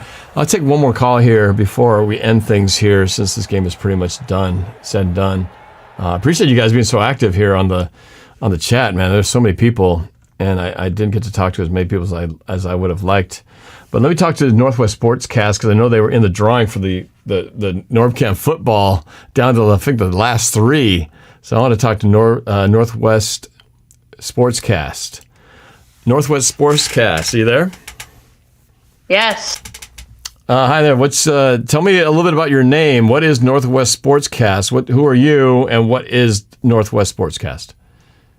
My name is Drew, and Northwest Sportscast is me and my friend's YouTube channel surrounding all sports in the Northwest area. Okay. All right. And is that what you are on YouTube, Northwest Sportscast? Yes, correct. Okay. All right. And how long have you guys been doing this? We've been doing it since like August, but it's been fun during quarantine. Yeah, no, that's great. Congratulations. So you were in on the ball drawing yesterday. You were down to the final three. Yeah, it hurts. It hurts. Well, I hope you had fun with that. I was trying to make it fun so it wasn't just like a quick little, hey, and here's the winner. And we wanted to stretch out the drama a little bit. And there's the official last snap of the game. 32-18, the final score. Packers over the Rams, and Packers will host the NFC Championship game next week. All right, so let's see. Where do we start with this? First, I guess I just wanted to ask, first of all, who do you got going to the Super Bowl and winning? Okay, I've seen a lot of people, pick the Bills to go, which is kind of surprising. But I got to ride with Patrick Mahomes and the Chiefs. I think stuff that people forget is their defense is also really, really good. They haven't played the best football in December, but I have the Chiefs going from the AFC. Okay, so it's going to be the AFC. So who's NFC? NFC. The team we just watched. I'm going to go with the Bucks, actually. Whoa, Brady to double upset notice here. Really? I just think that, he's obviously the GOAT, really, really good in the playoffs. I have him winning against the Saints because I don't think the Saints can beat him 3 times. And I have him beating the Packers. I think he's going to get a little bit of a lead, and Aaron Rodgers isn't going to be able to come back. Really? In Lambeau? Yeah, I don't know. I think Tom Brady, he's played in the snow before. I don't think the weather's going to be as big a factor to Tom Brady as it would be like That's true. He's used to that cold, snowy weather up there in Foxborough. Interesting. Yeah, so the roster is actually really, really good up and down too. So yeah, they have a good defense. Yep, very good offensive weapons. Decent running game. Yeah, I guess it's possible. I just still think that the Saints have the edge at home, but I don't know. We'll see. All right. Yeah. And what's your thoughts on Seattle and their plans to try to fix things here, starting with offensive coordinator? Do you have any insight or ideas as to Seattle, what they need to do to try to, who's the best man for the job? Yeah, I actually really like Doug Peterson, and that's just because, he's obviously been to a Super Bowl before. He led their team with Nick Foles, a backup quarterback, through the playoffs and beat the GOAT Tom Brady in a Super Bowl. He's mixed up the offenses before, obviously running the really famous trick play, the Philly special. And I think it's he likes to run the ball like Pete, but he can also put his foot down and say, no, we're going to throw the ball. And I like that. Yeah. Yeah, I kind of like him too. All the latest stuff that's gone down for the Eagles, notwithstanding the times when things were good. All the things you brought up, I just like there was some creativity there on the offensive side of the ball, and something I think we need. A little more modern offense, a little more razzle dazzle. Just a trick play here or there, just a little more unpredictability would be nice to see, for sure. I have a question for you, Norb. Yeah.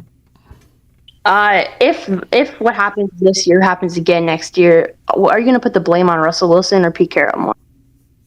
Hard to say without seeing how it happens, but I would think if it comes down to where it feels like the same problems are happening, and clearly an offensive coordinator change doesn't make that big a difference, I would probably put the blame on Pete Carroll. Yeah, I don't know why we extended him, to be completely honest. I think there's so many other great brains in this game. I'm fine with Pete, but I thought Pete was the bigger deal than Brian Schottenheimer, personally. Mm-hmm. Yeah, I think so too, because I think about the issues that we have about the ways that we're always behind early, the running out of time as the play clock runs down. I mean, this stuff has been happening since before Schottenheimer was here. So it feels like a Pete Carroll thing, you know. And granted, we can only guess from the outside because we don't know what's actually happening in the headsets, you know, on the sideline and in the radio. So, you know, we have to just, you know, guess. But based on what I see, it feels like a Pete Carroll thing because that's been something that's been sort of the staple of the way Seattle has been run for this whole time under him. The biggest concern for me also is Pete Carroll's statement of like, we need to run the ball better and we need to run the ball more. All for running the ball better, but do we really need to run the ball more? I don't know. I just don't like going back to our offense 2 or 3 years ago because that clearly didn't work. And I think we got to give the ball to Russ, even though he didn't play great in the last, 8 games? I don't know. Well, see, and I think, though, that I think we should have run the ball more. Clearly, in the Rams game, we should have run the ball more. I kept saying that over and over again, and I think that doesn't mean just giving it to the running backs. I think Russell Wilson needs to run the ball more. We need to find because when he had that threat to run, they had to respect that. The defensive ends had to respect the possibility of him running. But once they realized he wasn't going to do it, they would just crash down, and then that takes minimizes the ability of the regular run game to have an impact. So I think again, keeping him out of balance where they're guessing. Will Russell Wilson keep it? Just keep that little bit of a hesitation if they're not sure. Having a good run game keeps the linebackers and the secondary guessing as to what's going to be coming, and that opens up for other things. So, it doesn't mean we're going to just run the ball 3 times in a row and then punt. I think it's a matter of how you use it, and just like the passing game. Let Russ cook, to me, doesn't mean throwing the ball 30 yards a throw. I mean, to me, it means Russell Wilson has the option to throw to 5 yards down the field or 3 and then a run after the catch. That's the stuff I feel like is missing for whatever reason. That's something that really made me mad during the season is when we're giving especially in the second half of the season, we're giving the ball to Russ. And sometimes he does have time, but you just see him hold onto the ball. And that's because all our guys are like 20 yards down the field. If we can just get some intermediate passing plays, it obviously opens it up. And I think a lot of people forget that Russell Wilson was like one of the most dangerous quarterbacks running the ball when he was, his first 3 or 4 years. And then he was a little more safe because he wanted to preserve his body, which I'm all for. But the perfect example is in that first Rams game where he threw that ball. We had like 20 yards. Yeah, he had a first down easy and maybe even a touchdown if he keeps running with it. And, why he threw that, who knows what's in his mind at that time. But for even him not running the ball, is that a Russ thing? Is that a coordinator thing? Is that a Pete Carroll thing? Mm-hmm. We won't know, but it's not like he can't run. He's not an old man who's enabled. Exactly, we know he can do it. Yeah. So I'd like to see them design that more often. RPOs, like Rahul Korapati says, more RPOs, more college concepts. So, I think there's ways to do that, and just doesn't have to be crazy. But you still got to have balance. But I think the balance comes with more unpredictability, and that includes the defense. When we would line up, not sure whether we're going to blitz or not. And then pull out and drop into coverage. I mean, that stuff is just. I feel like just more chances for some chaos to happen. So. Dukes of Hazzard in the super chat. Dukes of Hazzard in the super chat got acknowledged. Says, honestly, how bad was Seahawks after watching these playoff teams? Sorry to admit. Yeah, it is. When you watch a team like the Packers just so easily in control of this game, makes you feel like, man, we're so far behind that level of efficiency. Dukes of Hazzard again, kids spitting facts. So Dukes of Hazzard in the super chat agrees with what you're saying, man. Going back to like the defensive scheme. 9 times out of 10, if you see Jamal Adams line up as like a linebacker or an outside defensive end or something, he's getting a blitz. Mm-hmm. And I feel like the whole the defense playing better in the second half of the year is not credit to Ken Norton and more credit to Carlos Dunlap and Jamal Adams. And I don't know, I would be fine with getting rid of Ken Norton too, to be honest.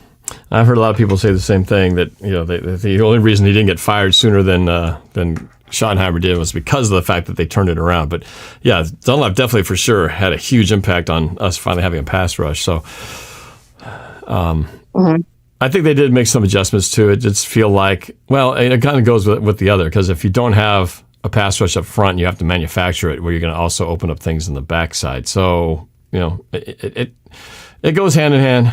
You know, I don't think you can put all the blame on one person, nor can you credit them for solving everything either. So just because everything was bad in the beginning isn't necessarily Ken Norton's fault. And also when it got turned around wasn't all because he fixed it. You know, that is the combination. You got to have the right guys for the right, spots and then putting them in the best position to succeed. But we'll obviously see what happens next in terms of the first step probably, which is the offensive coordinator side of things. So, I don't think we're that far off, I mean, neither. I think we're closer than people think because I keep going back to if we played how we played in the first half, our offense, and we combine that with our second half defense, I think we're the best team in the league. Obviously, it didn't end up happening, and that's the hypothetical scenario, but we see that both sides of the ball can play at an elite level, a top 5 level, and that's just crazy if we could combine those two things. Right. Yeah, if you see the best of our potential at once, you feel like, oh, we've got we've seen it at different times. It's just not always together. Usually frustrating. Dukes of Hazzard says Norb for OC. You might want to watch some of my Madden games. You might want to change your mind on that one. But anyway, we'll see what happens. But it's going to be fun. It's always fun to watch to see how the season finishes out. Who ends up winning and. Sucks that Seattle wasn't deeper, but it didn't really feel like this was our year. I mean, we just finished limping into the playoffs, and it kind of played out the way I think we all kind of feared it would. But hopefully next year it'll feel a little bit different. Got to commit to the run game and all these things that we need to adjust. It's a lot. It's a lot in the list, but I feel like we got to maximize while Russ is still here and while he's still in the middle of his prime. That's for sure. And while we still got a couple of the best receivers in the league, so we've got couple of things that a lot of teams would dream to have: a franchise quarterback and a couple of great targets. Now you got to just build everything else around that too. And back to the couple of great targets. You earlier said that Tyler Lockett was better than DK Metcalf, and I actually don't disagree with that. But I'm just curious, why you think that? Because obviously most people think DK is better, but I was wondering that.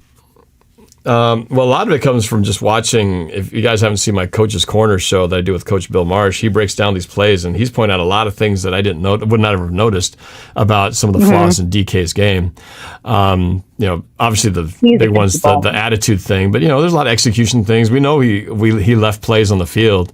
You think back about the Dallas Cowboys deep 50-yard touchdown bomb that he lazily got knocked out of his hand, the drop in the end zone off the helmet, a lot of blocking plays that he didn't do correctly, footwork that was incorrect. So all this stuff outside of the whole blow-up thing on this tantrum on the sideline.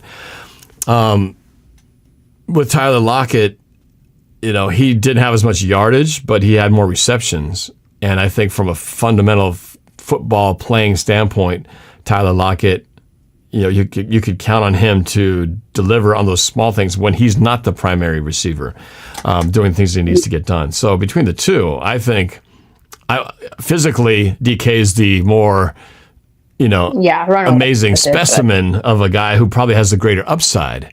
But right now, Tyler Lockett's the guy who I think you can really count on to at least one, not create negative plays for your team, but two, can be relied on to be clutch when it's necessary. So that's why I say he's the better. Now, long-term wise, DK will probably over and excel above him, but he's got to fix some things, namely, an attitudinal thing and just fundamental things with his game. And I think he could be one of the greatest receivers of all time. So I love both of them, but I feel like they both disappear in games once in a while, and I think really great top-end receivers don't disappear in games, so I think they do got to get better at consistently being threats, and sometimes that is just, Jalen Ramsey shutting down DK or whatever, but I think they have to be more consistent in that front. But you look at this game here, I mean, Jalen Ramsey was out in the field today, and he didn't really shut anybody down. And if he did shut one guy down, like Devontae Adams didn't have a great game. It wasn't like he had this knockout game where he caught 200 yards of passing, but how many other guys did? First of all, they ran it great, and then you had Lazard who got the touchdown.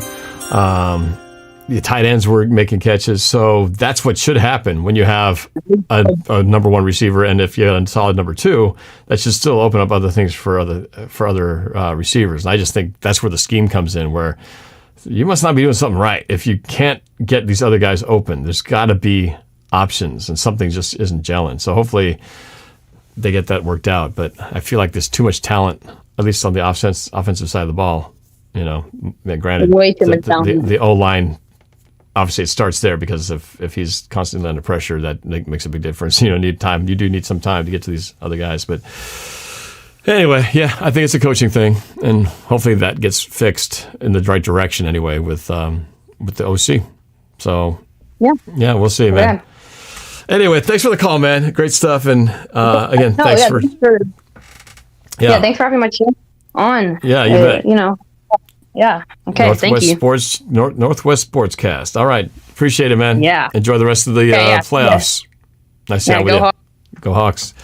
All right. And that's going to be it for me. I'm going to get some lunch. I had that food earlier, but that felt like a long time ago. And Dukes of Hazzard says, DK's still young. Tyler is bread and butter. This is true. And when I say one's better than the other, it's not like I'm saying we should get rid of one of them. I hope they both play for a long time to come. I just talking about what would be perfect because it's good, but it could be great if things can get fixed attitude-wise and a few other things as well. So, all right, you guys, I'm going to wrap things up here. Again, we'll not be streaming the next game, but I will be busy tomorrow. I'm going to do another Madden simulation of the later game between the Bucs and the Saints tomorrow before the first game of the day. And then I will be live streaming the last game of the day in the evening. So a couple more videos to come tomorrow. But that will be a wrap for me today.